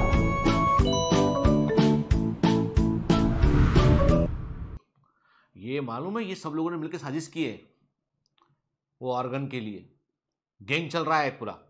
आज भी लोग नहीं मानते। ये वही लोग हैं जो डायनासोर जब विलुप्त हुआ था ना, उस समय ये छूट गए थे ये लोग के। ये वो लोग हैं जो आज भी साइंस को मानने को तैयार नहीं है। ये वही लोग हैं जो डायनासोर जब विलुप्त हुआ था ना, जब बड़ा धूमकेतु गिरा हुआ, कुछ गिरा हुआ टिंग टिंग टिंग करके, तो ये बच गए थे वहां पे। ये डायनासोर में से उभर के आए, डायनासोर से ही निकल निकल के ये इंसान बन के आए, इसलिए डिफरेंट टाइप के। ये इनको कभी समझा नहीं पाएंगे आपको कि ये डायनासोर के वंशज हैं। ठीक है, छोड़ दो उनको, वो नहीं समझ पाएंगे कभी। ठीक है, अब तो मेंडल जो है वो जो कहना चाह रहे थे, उस जमाने के लोगों ने कहा भैया हमको कुछ नहीं मालूम इस बारे में। तो his concept of genes, factors के हम बात करें, स्टेबल, डिस्क्रीट यूनिट के, ये सब कुछ एक्सप्रेशन ऑफ ट्रेट, ये सब चीजें जो थी वो उस जमाने में पता ही नहीं थे। तो जो कंटेम्पररी साइंटिस्ट थे उनका विजन ही उतना नहीं था कि ऐसा क्या हो रहा है, कि तो वो उसको समझ ही नहीं पाए, वो ना मेंडल ठीक से एक्सप्रेस कर पाए, ना इसको वो समझ पाए। देखो लिखा है his concept of genes as a stable discrete unit that control the expression of trait and their pair of allele which did not blend with each other, not accepted by his contemporaries as an explanation of the. उन्होंने अब इनके जो साथ के जो scientist थे उन्होंने कहा, अब नोगेली थे, नोगेली ने बोल दिया इनको कि भैया तुम हायर आर्कियम का सीड ले लो, हम तुमको बीज भेज रहे हैं, इसमें करके दिखाओ। इंटरमीडिएट कैरेक्टर वाले कई कैरेक्टर पकड़ा दिए इनको, तो ये भी कंफ्यूज हो गए कि यार इतना साइंटिस्ट कह रहे हैं कि नहीं ये सही ठीक नहीं है। तो इनको इनकी बात को सुनने की बजाय लोग होते हैं ना, सुने बगैर कुतर्क करने लगते हैं। नहीं ऐसा नहीं होता, अरे भाई तुमको क्या पता कितनी बड़ी साजिश चल रही है देश भर में के। कौन समझाए उनको कि भैया America, Belgium, Norway, Finland, Australia, सब जगह पर साजिश करने वाला कौन इतना बड़ा बल्लम आदमी है जो पूरी दुनिया में साजिश कर देगा। खैर कौन समझाए। फिर मेंडल ने दूसरा जबरदस्त काम किया। इन्होंने क्या किया, इन्होंने मैथमेटिक्स का इस्तेमाल कर दिया बायोलॉजिकल फिनोमिना में। बायोलॉजिस्ट वैसे ही जो है बायोलॉजिस्ट इसलिए बने थे वो कि उनको मैथ्स नहीं सुनना था, और मेंडल मैथ्स पकड़ा दिए उनको। समझ में आई बात के? तो कहने का मतलब ये है कि कई सारे बायोलॉजिस्ट जो है उनके लिए वो नई चीज थी। स्टैटिस्टिक्स का तब कोई बायोलॉजी में यूज नहीं करता था, वो उसको मानते थे कि ये अछूत टाइप से, अनटचेबल टाइप का, कि मैथ्स तो बायोलॉजी में आने नहीं चाहिए, पर वो मेंडल लेके आ गए। ठीक है, तो मेंडल ने जो काम किया, जो जीन्स के बारे में बताया, उसका कोई फिजिकल प्रूफ अवेलेबल नहीं था, कोई फैक्टर का कोई एग्जिस्टेंस नहीं था उस समय तक, तो ये प्रॉब्लम वाली बात हो गई। के बाद में 3 साइंटिस्ट थे, ह्यूगो डिब्रीस, कार्ल कोरेंस और शेरमार्क, वेरी इंपॉर्टेंट के। इन्होंने जो है वो मेंडल की रिडिस्कवरी की इन्होंने, और इन्होंने जो है मेंडल के कार्य को पहचाना इन्होंने। और उस समय जब ये सब कुछ चल रहा था, उस समय तक जो है वो उस समय तक माइक्रोस्कोपी में काफी डेवलपमेंट हो चुका था, साइटोलॉजी में काफी लोग काम कर रहे थे। तो उस समय तक क्या हुआ कि जो है वो 1900 के आसपास जो है वो सेल डिवीजन के बारे में और क्रोमोसोम के स्ट्रक्चर के बारे में हॉफमिस्टर हुए, स्ट्रासबर्गर हुए, ये लोग बता चुके थे इस समय तक के। इसीलिए जो है जानकारी थोड़ी सी यहां पे प्यूरिफाइड हो गई। अब हम समझ गए बात को कि मतलब सेल के अंदर कोई ऐसी बॉडी स्ट्रक्चर होता है जिसको हम कलर कर सकते हैं, वो क्रोमोसोम कहलाया। क्रोमा मतलब होता है कलर, सोम मतलब होता है बॉडी या स्ट्रक्चर, जिसको आप स्टैनिंग कर सकते हैं, वो क्रोमोसोम कहलाया। उसको भी खोज निकाला गया था उस समय तक। ठीक है, अब और ये सब कुछ मेंडल के जाने के कुछ सालों के अंदर ही हुआ है, ठीक है। 10-20 साल मेंडल और जिंदा रह जाते ना तो मेंडल को क्रेडिट मिल जाता बाकायदा। 1902 में द क्रोमोसोम मूवमेंट, अब 1902 सन याद रखिएगा कि एनसीईआरटी में ईयर जनरली वो क्या करते हैं, वो आपके ईयर देने की कृपा नहीं करते, वो एनसीईआरटी में क्रोनोलॉजी उन्होंने बहुत कम दे रखा है, जो दे रखा है बड़ा इंपॉर्टेंट है वो, ठीक है।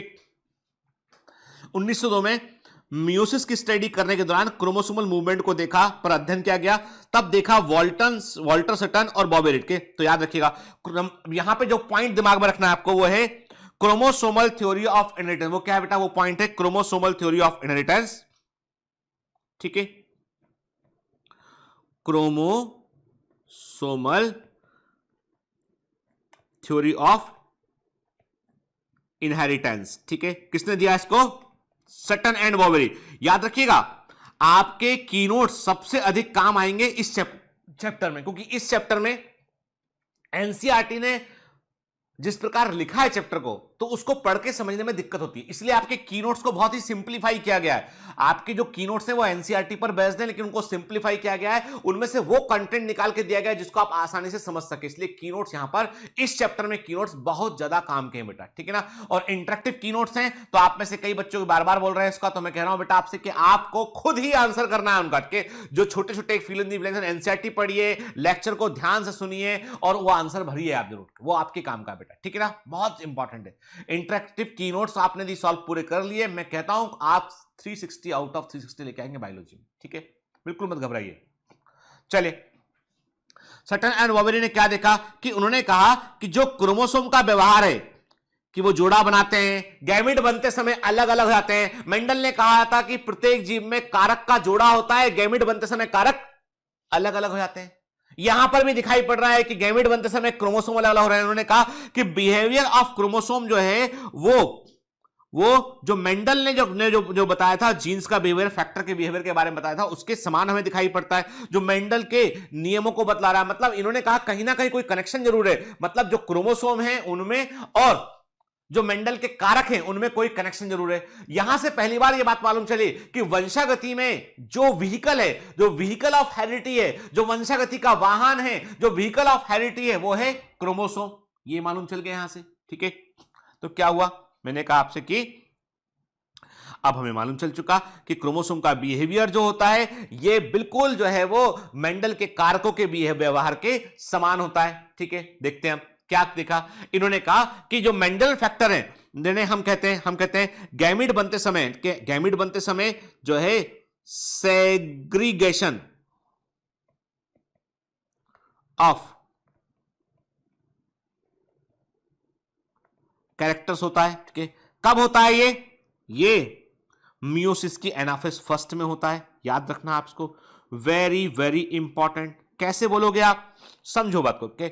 समझो, मान लो मैंने क्या किया, मैंने क्रोमोसोम को मैंने लेवल कैपिटल टी जीन था, स्मॉल टी जीन था, कैपिटल टी जीन है, स्मॉल टी जीन है, कैपिटल टी जीन है, स्मॉल टी जीन है। मैंने क्या किया, पिंक वाले को मैंने स्मॉल टी कर दिया और येलो वाले कैपिटल टी कर दिया। अब बताओ कैपिटल टी स्मॉल टी से अलग कब होगा, जब होमोलोगस क्रोमोसोम का सेपरेशन होगा। तो यहां पर कैपिटल टी एक और जा रहा है और स्मॉल टी एक और जा रहा है। मतलब जो मेंडेलियन कैरेक्टर हैं, जो फैक्टर हैं, उनका सेग्रीगेशन कब होता है, वो एनाफेज फर्स्ट में होता है। Very very important. Anaphase first में मियोसिस की एनाफेज फर्स्ट में गैमिट बनते समय कैरेक्टर सेग्रीगेट करते हैं, लक्षणों का पृथक्करण होता है, ठीक है। याद रखना मेंडेलियन कैरेक्टर की जब बात कर रहे होते तब हम क्रॉसिंग ओवर को कंसीडर नहीं करते हैं। आपके दिमाग में चल रहा है, मैं समझ गया हूं कि बदला आ गए तो क्या, नहीं, please don't consider crossing over. Crossing over जो है अलग फिनोमेना, यहां पर को शामिल अभी हम नहीं करेंगे, ठीक है, क्लियर। तो आपके सामने दो जोड़े हैं यहां पे, मतलब एक तरफ है कि हम बात कर रहे हैं इसमें से कि एक तरफ है क्या, एक तरफ यहां पर जो है वो है आपका जो है वो फैक्टर, मान लो मैंने कहा फैक्टर का बिहेवियर, और एक तरफ है क्रोमोसोम का बिहेवियर, बिल्कुल समान हटके, यानी दोनों जोड़े में होते हैं, गैमेट फॉर्मेशन उस समय दोनों अलग अलग हो जाते हैं, दोनों जो है वो इंडिपेंडेंटली एक जोड़ा दूसरे जोड़े पर डिपेंडेंट नहीं करता है। तो मतलब हम यहां पर देखेंगे तो जो बिहेवियर ऑफ क्रोमोसोम है, क्रोमोसोमल मूवमेंट जो दिखाई पड़ रहा है, जो उसका व्यवहार दिखाई पड़ रहा है, और जो मेंडल के कारकों का व्यवहार है, उसमें हमको जो है वो क्लोज सिमिलरिटी देखने मिलती है। क्लोज सिमिलरिटी ने हमें डिफरेंशिएट कर पाना मुश्किल है। अब इसका मतलब तो ये है कि इसका मतलब तो ये कि दोनों चीजें एक होना चाहिए, सिमिलरिटी है, तो वो कहते हैं कि मेंडल के कारक क्रोमोसोम पर पाए जाते हैं। तो it is this is the chromosomal theory of inheritance, मतलब chromosome are the vehicle of heredity. तो वो कहते हैं वंशागति का जो आधार है वो है क्रोमोसोम होते हैं, गुणसूत्र होते हैं, ठीक है ना, clear. During the anaphase first of meiosis, मैंने कहा ना आपसे, एनाफेज फर्स्ट ऑफ म्यूसिस में क्रोमोसोम अपने आप को अलाइन करते हैं और कैरेक्टर अपने आप को सेग्रीगेट करते हैं। प्लीज दिमाग में रखना इस चीज को, बड़ा कॉमन सा क्वेश्चन है बेटा ये, ठीक है, क्लियर है ना। चलिए, सटन एंड बॉबेरी ने फिर क्या फाइनली इन्होंने बता दिया कि क्रोमोसोम जो होते हैं वे वंशागति कारणों को धारण करते हैं। और यहां पर क्या हुआ, यहां पर हमको एक चीज हमारे सामने आया, पे एक नॉलेज सामने आया कि जो है सटन ने बताया कि chromosomal segregation with Mendelian principle. तो इन्होंने बताया कि क्रोमोसोम का सेग्रीगेशन मेंडेलियन प्रिंसिपल से जुड़ा हुआ है, इसलिए इसको क्रोमोसोमल थ्योरी ऑफ इनहेरिटेंस कहा गया। और क्रोमोसोमल थ्योरी ऑफ इनहेरिटेंस देने का क्रेडिट किसको मिलता है, सटन एंड बॉबेरी को मिलता है, क्लियर, ठीक है बेटा। अब अगला क्वेश्चन एग्जाम में यह आता है कि क्रोमोसोमल थ्योरी ऑफ इनहेरिटेंस के लिए एक्सपेरिमेंटल प्रूफ किसने दिया, प्रयोगात्मक सत्यापन इसका किसने किया। तो यहां पर एक बड़ा अच्छा एविडेंस दिया थॉमस हंट मॉर्गन ने, और मॉर्गन ने अपने प्रयोग में ड्रोसोफिला फ्लाई का इस्तेमाल किया। ड्रोसोफिला फ्लाई को कॉमनली हम फ्रूट फ्लाई कहते हैं और साइंटिफिक नेम इनका होता है ड्रोसोफिला मेलेनोगेस्टर होता है। ड्रोसोफिला मेलेनोगेस्टर के अंदर क्रोमोसोम का नंबर 2n = 8 होता है। ये सारी बातें दिमाग में डाल लो। थॉमस हंट मॉर्गन ने एक्सपेरिमेंटल मटेरियल के रूप में उन्होंने ड्रोसोफिला का इस्तेमाल किया। ड्रोसोफिला का पूरा नाम ड्रोसोफिला मेलेनोगेस्टर होता है। ड्रोसोफिला जो होता है ये ऑर्थोपोडा को बिलोंग करती है। Drosophila is a fruit fly. Drosophila के अंदर 8 क्रोमोसोम होते हैं, 2n = 8 के, 6 उसमें ऑटोसोम होते हैं, 2 उसमें एलोसोम होते हैं। ये भी याद रखना है आपको, क्लियर। चलिए, तो एक्सपेरिमेंटल वेरिफिकेशन जो है क्रोमोसोमल थ्योरी ऑफ इनहेरिटेंस का थॉमस हंट मॉर्गन ने किया बेटा। मॉर्गन ने जो ड्रोसोफिला पर अपने प्रयोग किए। वाई इन्होंने ड्रोसोफिला मक्खी को ही क्यों चुना, क्या इनको खास लगा इसके अंदर, तो ये भी कभी छोटा छोटा सा पॉइंट याद रखना कि ये जो है इनको हम आसानी से सिंपल सिंथेटिक मीडियम में लेबोरेटरी में ग्रो कर सकते हैं। इनका लाइफ साइकिल जो है वो 2 वीक के आसपास का होता है, ठीक है, और एक मैटिंग में ये कई सारी प्रोजनी को प्रोड्यूस करती हैं और इनमें मेल और फीमेल को हम आसानी से डिफरेंशिएट कर सकते हैं और इनके अंदर के जो कैरेक्टर उनको हम आसानी से स्टडी भी कर पाते हैं। इसलिए हमने ड्रोसोफिला को मॉर्गन ने चुना के। तो मॉर्गन का ड्रोसोफिला को चुनने के पीछे के ये सब कारण थे। ये भी पॉसिबल एमसीक्यू है। देखो बेटा, ऐसा है एनसीईआरटी में कुछ दे रखा है जो अब तक नहीं पूछा गया है ना, एनसीईआरटी में कुछ दे रखा है जो अब तक नहीं पूछा गया है, समझ लेना वो पॉसिबल एमसीक्यू है। हर लाइन एनसीईआरटी का इंपॉर्टेंट है, तो रटना नहीं है उसको। रटने से बिल्कुल कुछ नहीं बनेगा, मैं कह रहा हूं आपसे, कुछ नहीं बनेगा। 10-20 क्वेश्चन से ऊपर के समझेंगे तो ही पेपर पूरा बनेगा, ठीक है ना। अब मॉर्गन का नाम बड़ा फेमस है लिंकेज के लिए। अब आप बोलोगे सर ये लिंकेज क्या बला है, क्या चीज है इसके, ठीक है, क्या है लिंकेज। देखो बेटा ऐसा है, तुम ये बताओ मेरे को के। अब एक काम करते हैं, हम एक चीज को समझते हैं यहां पे, हम के एक दिमाग लगाते हैं हम के, ठीक है। ये तुम हो, कहां तुम हो, ठीक है, ये तुम्हारी साइकिल है, ये इसका हैंडल है और ये तुम हो। मान लो कि तुम हो ये, बोले सर हमें ऐसे नहीं दिखते। हाँ ठीक है, नहीं दिखते तो नहीं दिखते, ठीक है, ये तुम हो, ठीक है, तुम साइकिल पर बैठे हुए हो, ठीक है। तुम्हारा एक साइकिल तुम्हारे दोस्त की ओर बनाए थे, चलो तुम्हारा भी दोस्त है एक, ठीक है, ये बना दी साइकिल। आप बोलोगे ये बीच में कहां से आ गई साइकिल, अरे रुक तो जाओ जरा, सब्र तो रखो। और ये तुम्हारा दोस्त है,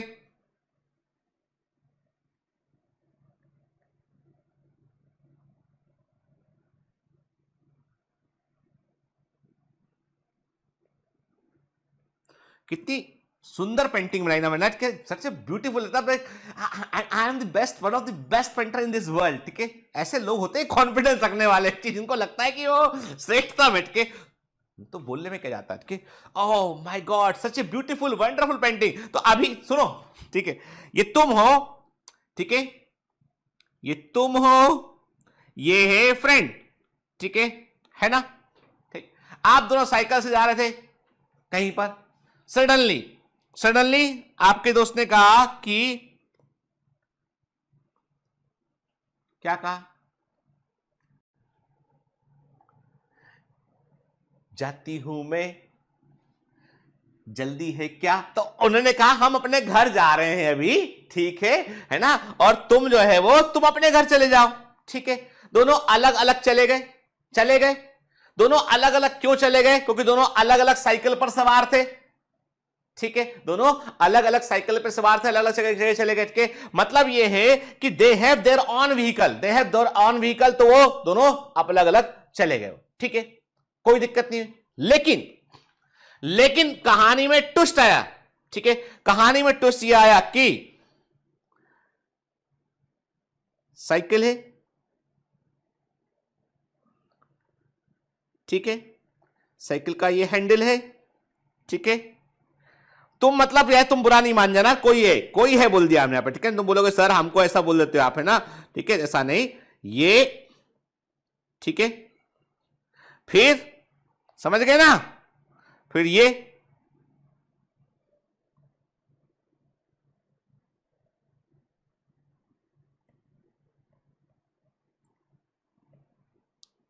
ठीक है? अब साइकिल कितनी है? साइकिल तो एक ही है, दोनों एक ही साइकिल पर बैठे हुए हैं, ठीक है? ठीक, अब क्या हुआ? अब यह हुआ कि भैया ऐसा है कि कहीं जाना है तो क्या करना पड़ेगा? तो एक ही तरीका है, किसी एक को उतरना पड़ेगा कि भैया ठीक है अब मैं जाता हूं अपने घर, या जाती हूं अपने घर, ठीक है? दोनों जाता हो सकते हैं ना, आप उसको अदरवाइज मत लेना, एक एग्जांपल दे रहा हूं ताकि क्योंकि दिमाग में तुम्हारे तभी बैठेगा ये जब हम उसको जो है वो ऐसे करेंगे कॉम्बिनेशन में ना, ठीक है? तो अभी क्या है? अभी ये है कि ये दोनों जहां साइकिल जाएगी वहां दोनों पहुंचेंगे कि नहीं पहुंचेंगे। यहां पे ऐसा नहीं था, यहां पर एक इधर निकल गया, एक इधर निकल गया। यहां पे क्या है? यहां पे दोनों एक ही साइकिल पर बैठे हुए हैं, जहां वो साइकिल जाएगी वहां दोनों पहुंचेंगे। लेकिन यदि किसी को कहीं और जाना है तो उसे उतरना पड़ेगा वहां से, बैठा रहेगा तो नहीं होगा, तब तो एक साथ ही जाएंगे उठ के। That is linkage.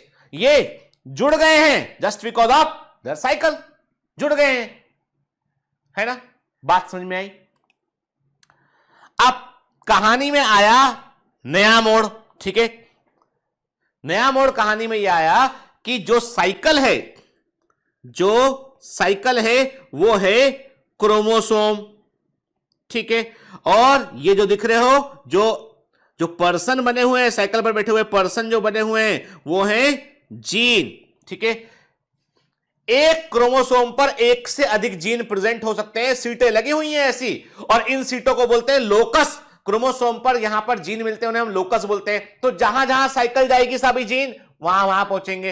तो एक क्रोमोसोम पर प्रेजेंट सभी जीन एक लिंकेज समूह को बनाते हैं। लिंकेज का मतलब है जुड़ा हुआ होना। और कैसे जुड़े हैं? एक क्रोमोसोम पर प्रेजेंट सभी जीन उस क्रोमोसोम जहां वो क्रोमोसोम जाएगा वहां एक साथ पहुंच जाएंगे। ये लिंकेज कहलाता है, इसे सहलग्नता कहते हैं। Because chromosomes are the vehicle of the heredity. तो एक क्रोमोसोम पर प्रेजेंट सभी जीन एक साथ वंशागत होने का प्रयास करते हैं जब तक कोई उतर ना जाए, मतलब जब तक क्रॉसिंग ओवर ना हो जाए तब तक ऐसा चलता रहेगा। This is simplest expression of the linkage. ये लिंकेज का सबसे आसान एक्सप्लेनेशन है, ठीक है? क्लियर? अब मेंडल ने क्या, मॉर्गन ने क्या किया? चलो मॉर्गन की बात कर रहे हैं, मेंडल से हम आगे निकल चुके हैं, अभी मॉर्गन पे आ चुके हैं, ठीक है? समझना बेटा अच्छे से। देखो, अब देखो मैंने आपको फंडा बता दिया, बेसिक फंडा मैंने आपको क्लियर कर दिया है। Morgan carried out several dihybrid crosses in Drosophila to study genes that were sex linked. Morgan ने कई सारे डायहाइब्रिड क्रॉस किए, उन जीन का पता लगाया जो कि सेक्स लिंक थे। सेक्स लिंक का मतलब ऐसे जीन जो कि the gene situated on the sex chromosome के। सेक्स क्रोमोसोम वो क्रोमोसोम जो कि जेंडर को डिसाइड करता हो, मेल या फीमेल को, ठीक है? The crosses were similar to the dihybrid cross के समान क्रॉस किया उन्होंने मेंडल के। और मॉर्गन ने क्या किया? मॉर्गन ने क्या देखा कि yellow bodied white eyed female को उन्होंने brown bodied red eyed male से क्रॉस किया और F1 को उन्होंने इंटर क्रॉस किया के उन्होंने कहा कि जो मेंडल के अनुसार डायहाइब्रिड क्रॉस के बाद में जो रेशियो मिलना चाहिए था वो 9331 मिलना चाहिए था, जो कि दो जीन की इंडिपेंडेंट असॉर्टमेंट को शो करता, लेकिन यहां पर ऐसा नहीं हुआ और उन्होंने कहा कि यहां पर जो रेशियो मिल रहा है वो मेंडल के डायहाइब्रिड क्रॉस के रेशियो को फॉलो नहीं कर रहा है और ऐसा इसलिए होता है क्योंकि यहां पर लिंकेज है। लिंकेज का मतलब यहां पे गौर से देखिए आप, आपके सामने जो है वो जो बना हुआ है यहां पे, ठीक है, ठीक है, जो मैं आपको बताने की कोशिश कर रहा हूं कि जो आप देख रहे हैं यहां पे, आप क्या देख रहे हैं, आप देख रहे हैं कि एक पैरेंटल यानी क्रॉस, हमने क्रॉस ए, पहले हम क्रॉस ए पर नजर डालते हैं, ध्यान से, पहले हम क्रॉस ए पर नजर डालते हैं। क्रॉस ए में क्या देखा आपने, मेल और फीमेल लिया कि ये आप देख रहे हैं मेल और फीमेल के, एक मेल है और एक फीमेल के। फीमेल जो है वो अपना व्हाइट आइड है, येलो बॉडीड है, व्हाइट आइड के। मेल क्या है, मेल जो है वाइल्ड टाइप है, वाइल्ड टाइप बोला हमने, ब्राउन बॉडीड रेड आई का बोला उसको हमने, ठीक है, क्लियर। अब क्या हुआ बेटा, दोनों को हमने क्रॉस, तो यहां पे क्या है, यहां पे गौर से देखिए कायदे में कैरेक्टर, यहां पे कैरेक्टर दो लिया आपने के, आपने क्या लिया, बॉडी कलर लिया आपने और आई कलर लिया के, नहीं body colour and I colour दो कैरेक्टर लिया आपने यहां पे के, ठीक, क्लियर। अब क्या हो रहा है, अब हो ये रहा है कि दो कैरेक्टर के जीन एक ही क्रोमोसोम पर प्रेजेंट है। देखिए आप, capital Y, sorry small Y जो है, मैंने कहा जो है स्मॉल वाई एंड स्मॉल, यहां पे क्या हुआ, यहां पे जो एनसीईआरटी ने जो सिंबल यूज की ना, प्लस लगा दिया। प्लस का मतलब होता है वाइल्ड वैरायटी जो कि डोमिनेंट होती है, जब प्लस नहीं लगा है तो वो रेसिव वैरायटी, तो कंफ्यूज मत करना बेटा, क्या है ना, कंफ्यूज मत होना। एनसीईआरटी ने यहां पर सिंबल जो यूज किए एग्जैक्टली उन्होंने किसी किताब से कॉपी किया, उन्होंने जो फॉरेन ऑथर्स होते हैं वो क्या करते हैं, जो डोमिनेंट जीन को प्लस सिंबल शो करते हैं, प्लस का मतलब होता है वाइल्ड वैरायटी का डोमिनेंट जीन, ठीक है ना, क्लियर। क्या कहा उन्होंने, देखा कि जो फीमेल पेरेंट है वो येलो व्हाइट है, मेल पेरेंट वाइल्ड टाइप के। जब जो है F2 जनरेशन बनाए, जब F2 जनरेशन जब क्रॉस किया, क्रॉस करने के बाद परिणाम वही मिला कि सब वाइल्ड टाइप हो गए। F1 में कुछ समझ में नहीं आया, जब F1 को हमने जब सेल्फिंग कराया तो कायदे में हमें 9:3:3:1 मिलना चाहिए था हमें, ठीक है। अब यहां पे क्या मिला, यहां पर 98.7% कैसे मिले हमें, पेरेंटल टाइप मिले हमें, wild type yellow white, wild type yellow white. ये कैरेक्टर क्या है, ये कैरेक्टर तो पेरेंटल है, एंड पेरेंट दो ही तरह के तो थे बेटा, वाइल्ड टाइप थे, येलो व्हाइट टाइप के, लेकिन यहां पर क्या मिला, यहां पर हमको केवल जो है, और रिकॉम्बिनेंट केवल 1.3%, मतलब नया जो कॉम्बिनेशन है कि येलो जो है वो वाइल्ड के एक जीन से कंबाइन कर जाए, वाइट जो है व्हाइट एक वाइल्ड जीन से कंबाइन कर जाए, तो नए जो कॉम्बिनेशन है वो कम मिले। मतलब ये है कि जो यहां पर हम क्या देख रहे हैं, हम सिंपल कंक्लूजन निकालते हैं कि व्हाट दिस डिनोट, ये डिनोट करता है कि parental combination are much more as compare to new combination. वहां क्या था मेंडल इनहेरिटेंस में, जब डायहाइब्रिड क्रॉस दिखा था, राउंड येलो के साथ भी था, राउंड ग्रीन के साथ भी था, रिंकल येलो के साथ भी था, रिंकल ग्रीन के साथ भी था, बराबर था, इक्वल गैमेट बराबर मात्रा में बने थे। यहां पर क्या हो रहा है, 98.7% पेरेंटल कॉम्बिनेशन है, केवल 1.3% न्यू रिकॉम्बिनेंट प्रेजेंट है। मतलब ये क्या शो करता है, ये शो करता है कि parental combination are much more as compare to the new combinations, जो कि नहीं होना चाहिए था। ये शो करता है लिंकेज को। फिर दूसरा कैरेक्टर लिया इन्होंने, जो है वो व्हाइट आइड मिनिएचर विंग के, वाइल्ड टाइप, लॉन्ग विंग हुआ, रेड आई हुआ, उसको लिया इन्होंने के। फिर क्या देखा इन्होंने यहां पे white miniature wild type parent लिया। जब इन्होंने इसको क्रॉस किया F2 में क्या देखा, वाइल्ड टाइप और व्हाइट मिनिएचर जो है उनको ज्यादा मिला बजाय न्यू कॉम्बिनेशन के। अगेन यहां पे क्या देखा, पेरेंटल कॉम्बिनेशन यहां पे जो है वो 62.8% है और न्यू रिकॉम्बिनेंट 37.2% है। क्या शो करता है, Morgan and his group knew that the gene were located on the X chromosome. वो जानते थे कि जीन जो है वो X क्रोमोसोम पर है, and saw quickly that when two genes in a dihabet cross were situated on the same chromosome. याद रखिए, okay? जब दो जीन डायहाइब्रिड क्रॉस में एक ही क्रोमोसोम पर होते हैं तो पेरेंटल जीन कॉम्बिनेशन हमको अधिक देखने मिलता है नॉन पेरेंटल की तुलना में, and this is the linkage, ठीक है ना। Morgan attributed this is due to the physical association और linkage of two gene and coin term linkage term को दिया इन्होंने और बताया कि एक क्रोमोसोम पर प्रेजेंट जो जीन होते हैं वे एक साथ वंशागत होने की कोशिश करते हैं क्योंकि वो एक ही क्रोमोसोम पर प्रेजेंट है। जैसे साइकिल का एग्जांपल हमने लिया था, इसको हम लिंकेज कहते हैं। और जो नए कॉम्बिनेशन बनते हैं रिकॉम्बिनेशन, वो क्रॉसिंग ओवर के कारण बनते हैं। तो linkage destroyed due to the crossing over, crossing over जो है क्रोमोसोम के सेगमेंट को काट के आपस में बदल देता है। तो लिंकेज को डिस्ट्रॉय करने का एक ही तरीका है, वो क्रॉसिंग ओवर। क्या है बेटा, वो क्रॉसिंग ओवर होता है, ठीक है ना। ठीक ठीक। तो इन्होंने कहा कि when जीन, अब ये भी बताया मॉर्गन ने कि जब जीन, क्रोमोसोम पर जीन एकदम पास पास में होते हैं, एकदम पास पास में होते हैं, तो वो कम रिकॉम्बिनेशन को शो करते हैं, जब दूर दूर होते हैं तो वो हाई रिकॉम्बिनेशन को शो करते हैं। उन्होंने कहा कि एक क्रोमोसोम पर जो जीन है उनके बीच की दूरी की बात करें, हमने कहा A B C D E F के, तो ए और एफ के बीच में रिकॉम्बिनेशन के की संभावना अधिक होगी क्योंकि दूरी अधिक है इनके बीच में, और ए और बी के बीच में रिकॉम्बिनेशन कम होगा। भाई आप एक घर में दो लोग रहेंगे तो मनमुटाव की संभावना कम है, क्योंकि आप कुछ हुआ तो आप डिस्कस कर लेंगे। दूर कोई रहता रिलेटिव, उसने कहा तुम्हारे बारे में उसने ये कहा था, तो संबंध टूट जाते हैं उससे।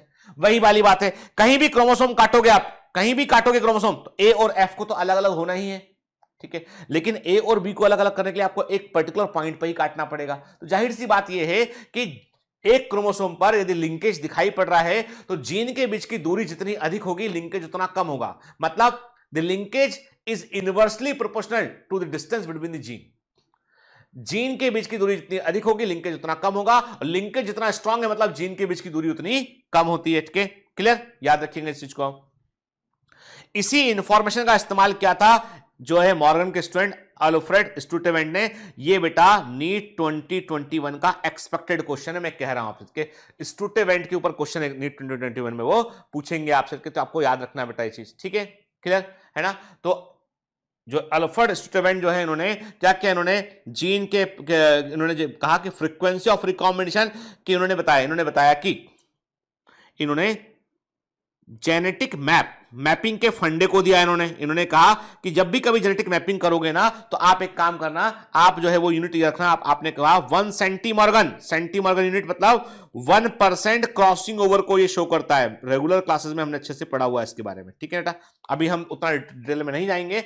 अभी याद रखना है आपकी सेंटीमॉर्गन या percentage of crossing over gene के बीच की दूरी को बतलाता है। तो इन्होंने जेनेटिक मैपिंग के बारे में बतलाया, और इसकी मदद से हम क्रोमोसोम के जीन मैप को हम तैयार कर पाते हैं। और जो स्टूटेवेंट ने बताया उसी के आधार पर आज हम जानते हैं कि क्रोमोसोम नंबर 1 पे कौन सा जीन कहां पर है, क्रोमोसोम नंबर 2 पर कौन सा जीन कहां प्रेजेंट है, कितने जीन प्रेजेंट है, आज हम उसके बारे में सब जान पाते हैं। जो ह्यूमन जीनोम सीक्वेंसिंग प्रोजेक्ट है उसमें स्टूटेवेंट की खोज का, जेनेटिक मैपिंग का बड़ा सिग्निफिकेंस है बेटा। क्लियर, ठीक है, आप आगे बढ़ते हैं।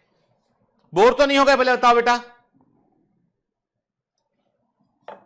पक्का? मैं पानी पी लेता जब तक तुम इन चेहरों को गौर से देखो, क्या खास बात है, क्या खास बात है। आप बोलोगे सर क्यों दिखा रहे हो इन सबको हमको, ठीक है ना, क्या खास बात है, ठीक है? देखो बेटा, ये है ह्यूमन स्किन कलर, देख रहे हो आपके, आप देखिए हर एक में सिंगल शेड का फर्क है ना। आपको बता दो, ये जो कलर लिखे ना, sand, warm ivory, porcelain, beige, warm beige, natural, honey, golden, almond, chestnut, espresso, ये क्या मतलब है? ये है कॉस्मोस्यूटिकल, जो कॉस्मेटिक इंडस्ट्री होती है ना, वो यदि बोलेगी आपसे कोई क्रीम है, मान लो कोई क्रीम का एड आया, सुनिए, कोई कितना जो मार्केटिंग होती है कितनी अच्छी होती है, कोई क्रीम का एड आया, उसने बोला क्या आप घनघोर काले हैं तो आप हमारा क्रीम लगाइए। आदमी सामने वाला बोलेगा बहुत बेइज्जती भाई, हमको तुम बोल रहे हो घनघोर काला बोल रहे हो, मतलब गलत बात है ना, ऐसे किसी को बोलते हैं क्या? तो आपने क्या बोला, do your complexion, if your complexion is like espresso, espresso समझते हो, कॉफी देखो कॉफी कैसी होती है, वैसा है, तो आपको ये वाली क्रीम लगाना है। चेस्टनट है ये लगाना, आलमंड है ये लगाना है, गोल्डन है, हनी कलर है, नेचुरल है, वार्म वेज है, सैंड है, वार्म आइवरी है, पोर्सिलीन है, मतलब पोर्सिलीन व्हाइट कलर। तो ये सब क्या क्या, ये फार्मा जो कॉस्मोस्यूटिकल इंडस्ट्री है ना, कॉस्मेटिक इंडस्ट्री, उसने ऐसे टर्म बना दिए।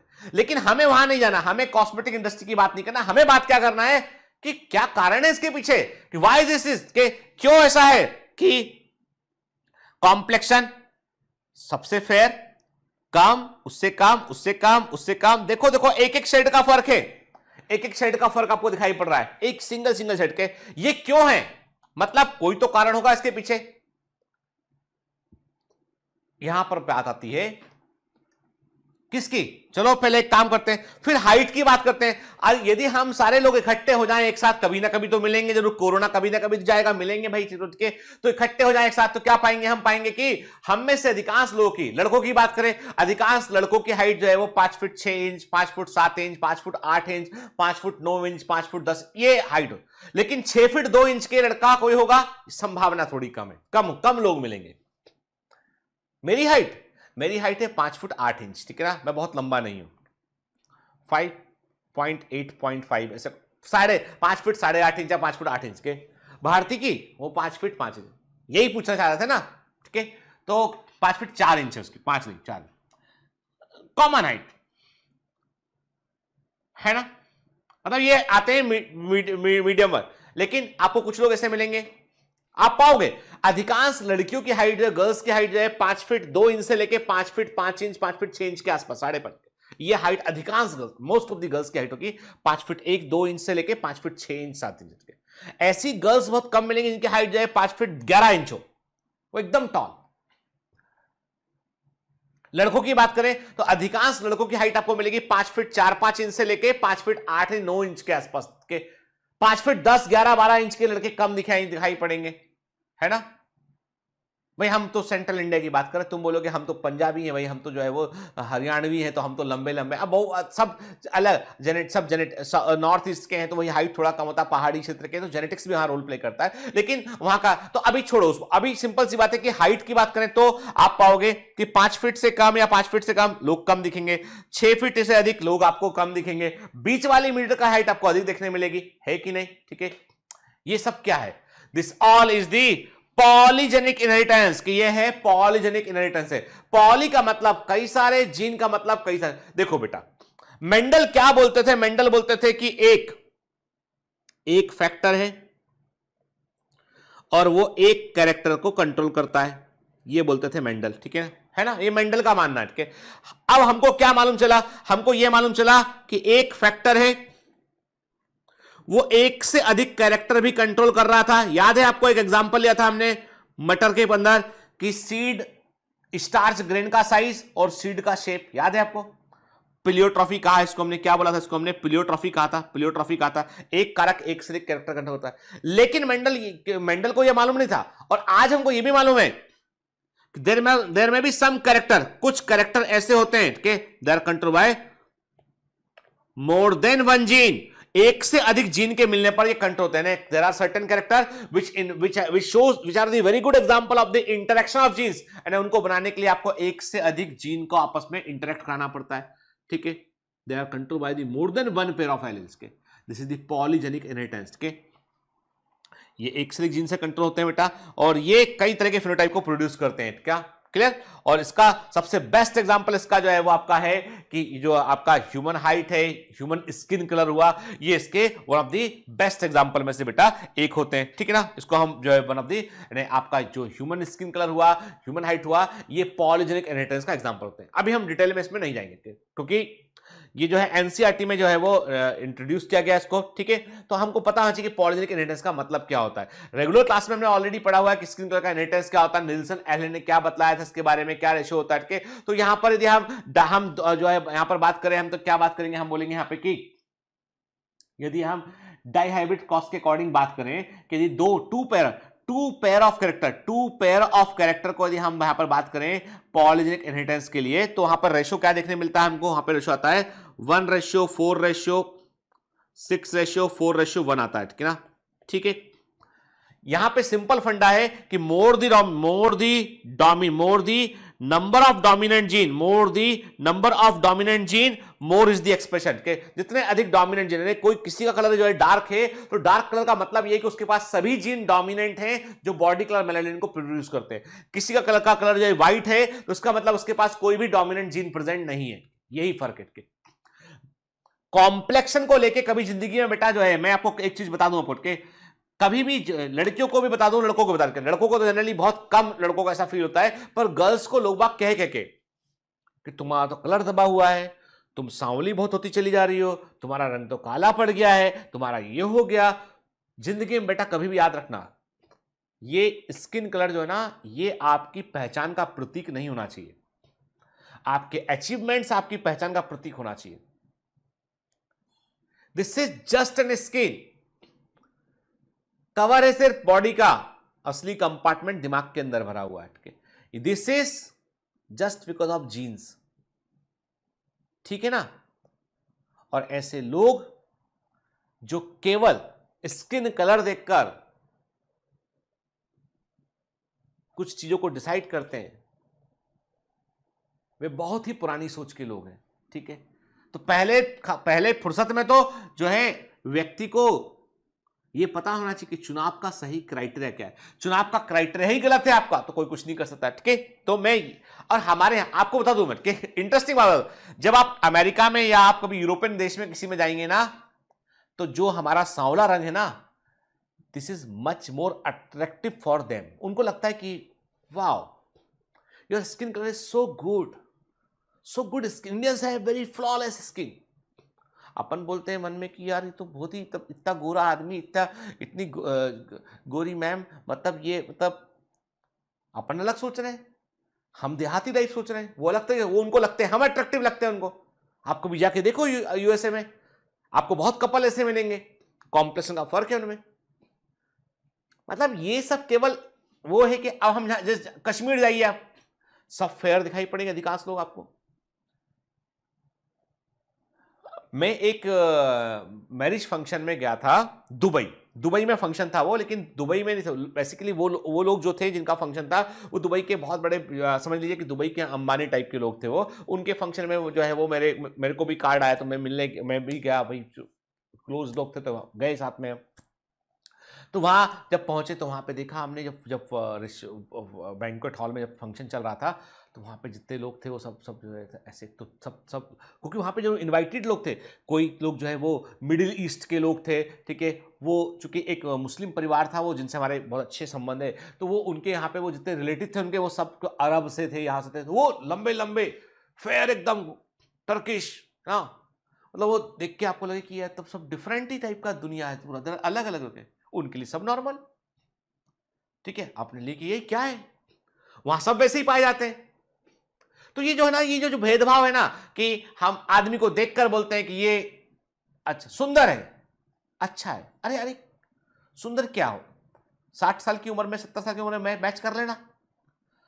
सुंदर होता है दिल, सुंदर होता है मस्तिष्क, सुंदर होते हैं हमारे विचार, सुंदर होते हैं हमारी प्रेरणा, सुंदर होता है हमारा प्रण, सुंदर होता है हमारी इच्छा कि हम क्या करने वाले हैं, वो होता है सुंदर। ऑलवेज वैल्यू दी रियल ब्यूटी, बाकी सब दिखावा है बेटा, बाकी सब दिखावा है, ठीक है ना। नहीं बाबा जी नहीं बना, मैं जेनेटिक्स ही पढ़ा रहा हूं कि आप बोलोगे कि बाबा जी, गीतेंद्र सर का बाबा गीतेंद्र जग जाता है, टिंग बाहर निकल आता है कि चलो बाबा जी के साथ ज्ञान। मैं जो कहता हूं सच कहता हूं, कभी सोचना इस बार, मैं जो कहता हूं बेटा वो मैं सच कहता हूं, कोई मुझे मालूम है कि ये सच है ये, और ये पता होना चाहिए हमको, महसूस हमें सबको मालूम होता है, लेकिन हम उसको छिपा देते हैं। अब दूसरी कहानी, पहली तो पॉलीजेनिक इनहेरिटेंस बताया। पॉलीजेनिक इनहेरिटेंस में क्या था बेटा कि एक से अधिक जीन मिलके एक कैरेक्टर को डिसाइड कर रहे थे, और जो एक्सप्रेशन था that depends upon the number of dominant gene कितने हैं उस पर वो डिपेंड कर रहा था, ठीक है। पिलोट्रॉफी की कहानी अलग है। यहां पर क्या है, यहां पर यह है कि एक जीन एक से अधिक कैरेक्टर कंट्रोल कर रहा होता है, वन जीन कंट्रोल मोर देन वन कैरेक्टर, तो इसे हम पिलोट्रॉफी कहते हैं, ट्रेड 1 2 3। और इसका one of the best example इसका होता है बेटा फिनाइल कीटोन्यूरिएट के, याद रखना पिलोट्रॉफी का one of the best example होता है बेटा फिनाइल कीटोन्यूरिया, ठीक है। फिनाइल एल्यूलिन अमाइनो एसिड यूरिन से बाहर आता है, फिनाइल कीटोन्यूरिएट के, ठीक। ये बीमारी में मेंटल रिटार्डेशन होता है, हेयर रिड्यूस आते हैं, स्किन का पिगमेंटेशन जो है वो चेंज हो जाता है, ठीक है। और ये क्यों होता है, यहां पे एक जीन के अंदर म्यूटेशन होता है, और वो जीन होता है जो एक एंजाइम को बनाता है, और उस एंजाइम का नाम है फिनाइल एल्यूलिन हाइड्रोक्सिलेज। याद रखना है आपको कि ये एनसीईआरटी में डायरेक्टली मेंशन नहीं है जेनेटिक्स वाले चैप्टर में, पर आपको याद रखना है कि फिनाइल कीटोन्यूरिया में जो एंजाइम है रिस्पॉन्सिबल, जिस एंजाइम का निर्माण नहीं हो पाता है, जो एंजाइम नहीं बन पाता है due to mutation in gene, उस एंजाइम का नाम है फिनाइल एल्यूलिन हाइड्रोक्सिलेज। और ये enzyme amino acid phenylalanine को टायरोसिन में कन्वर्ट करता है। और यदि फिनाइल एलेनिन टायरोसिन में कन्वर्ट नहीं हो पाएगा तो बॉडी के अंदर इकट्ठा होता रहेगा और यही सारे साइड इफेक्ट के लिए रिस्पॉन्सिबल है। ये दिमाग की क्षमताओं को कम कर देगा, बॉडी स्किन टोन को बदल देगा, बालों को जो है कम कर देगा। फिनाइल एलेनिन जो है अधिक मात्रा में इकट्ठा होने पर बॉडी के लिए टॉक्सिक होता है। तो यहां पे होता ये कि जैसे ये बनता है जो है फिनाइल एलेनिन बॉडी में आता है तो एंजाइम फिनाइल एलेनिन हाइड्रोक्सिलेज को टायरोसिन में कन्वर्ट कर देता है और टायरोसिन हमारी बॉडी यूज कर लेती है। लेकिन यदि ये एंजाइम नहीं होगा तो ये कन्वर्जन रुक जाएगा और यहां पर बॉडी में फिनाइल एलेनिन इकट्ठा होने लगेगा। जब बॉडी में फिनाइल एलेनिन इकट्ठा होने लगेगा तो वो बॉडी में अपने नेगेटिव इफेक्ट या टॉक्सिक इफेक्ट वो देने लगेगा। ठीक है ना, याद रखना एंजाइम का नाम नहीं भूलना। फिनाइल एलेनिन को टायरोसिन में कन्वर्ट करता है। एक म्यूटेशन होने पर ये एंजाइम नहीं बन पाता है, इसलिए जो है मल्टीपल इफेक्ट, हेयर में इफेक्ट देखने मिल रहा है, स्किन में इफेक्ट देखने मिल रहा है, मेंटल रिटार्डेशन में दिमागी क्षमताओं में हमको इफेक्ट देखने मिल रहा है। ठीक है ना, क्लियर। चलिए, तो ये तो हमने बात की किसके बारे में, हमने बात की है अपनी जीन्स के बारे में। ठीक है, नेक्स्ट क्लास में बेटा हम बात करेंगे सेक्स डिटर्मिनेशन के बारे में। ठीक है, कैसे सेक्स को डिटरमाइंड किया जाता है उस पर बात करेंगे और जेनेटिक डिसऑर्डर्स को हम देखेंगे नेक्स्ट क्लास में। ठीक है, थोड़ा सा पढ़ना पड़ेगा बेटा। देखो मैं चाहता हूं तो मैं और कॉम्पैक्ट कर लेता और कॉम्पैक्ट करता, लेकिन मैं चाहता हूं कि बेटा आप यदि मुझसे पढ़ रहे हैं ना बेटे तो आपको हर फंडा एकदम क्लियर होना चाहिए, because we are the biomentors, we are the game changers. आपकी जिंदगी का भी गेम बदलना चाहिए। अभी बहुत हो गया, अभी बस सीधा मेडिकल कॉलेज। अगली बार इस समय आप मेडिकल कॉलेज के अंदर अपने कॉलेज के एग्जाम की तैयारी कर रहे हो, है ना बेटा। तो चलिए मिलते हैं अगली क्लास में। All the best.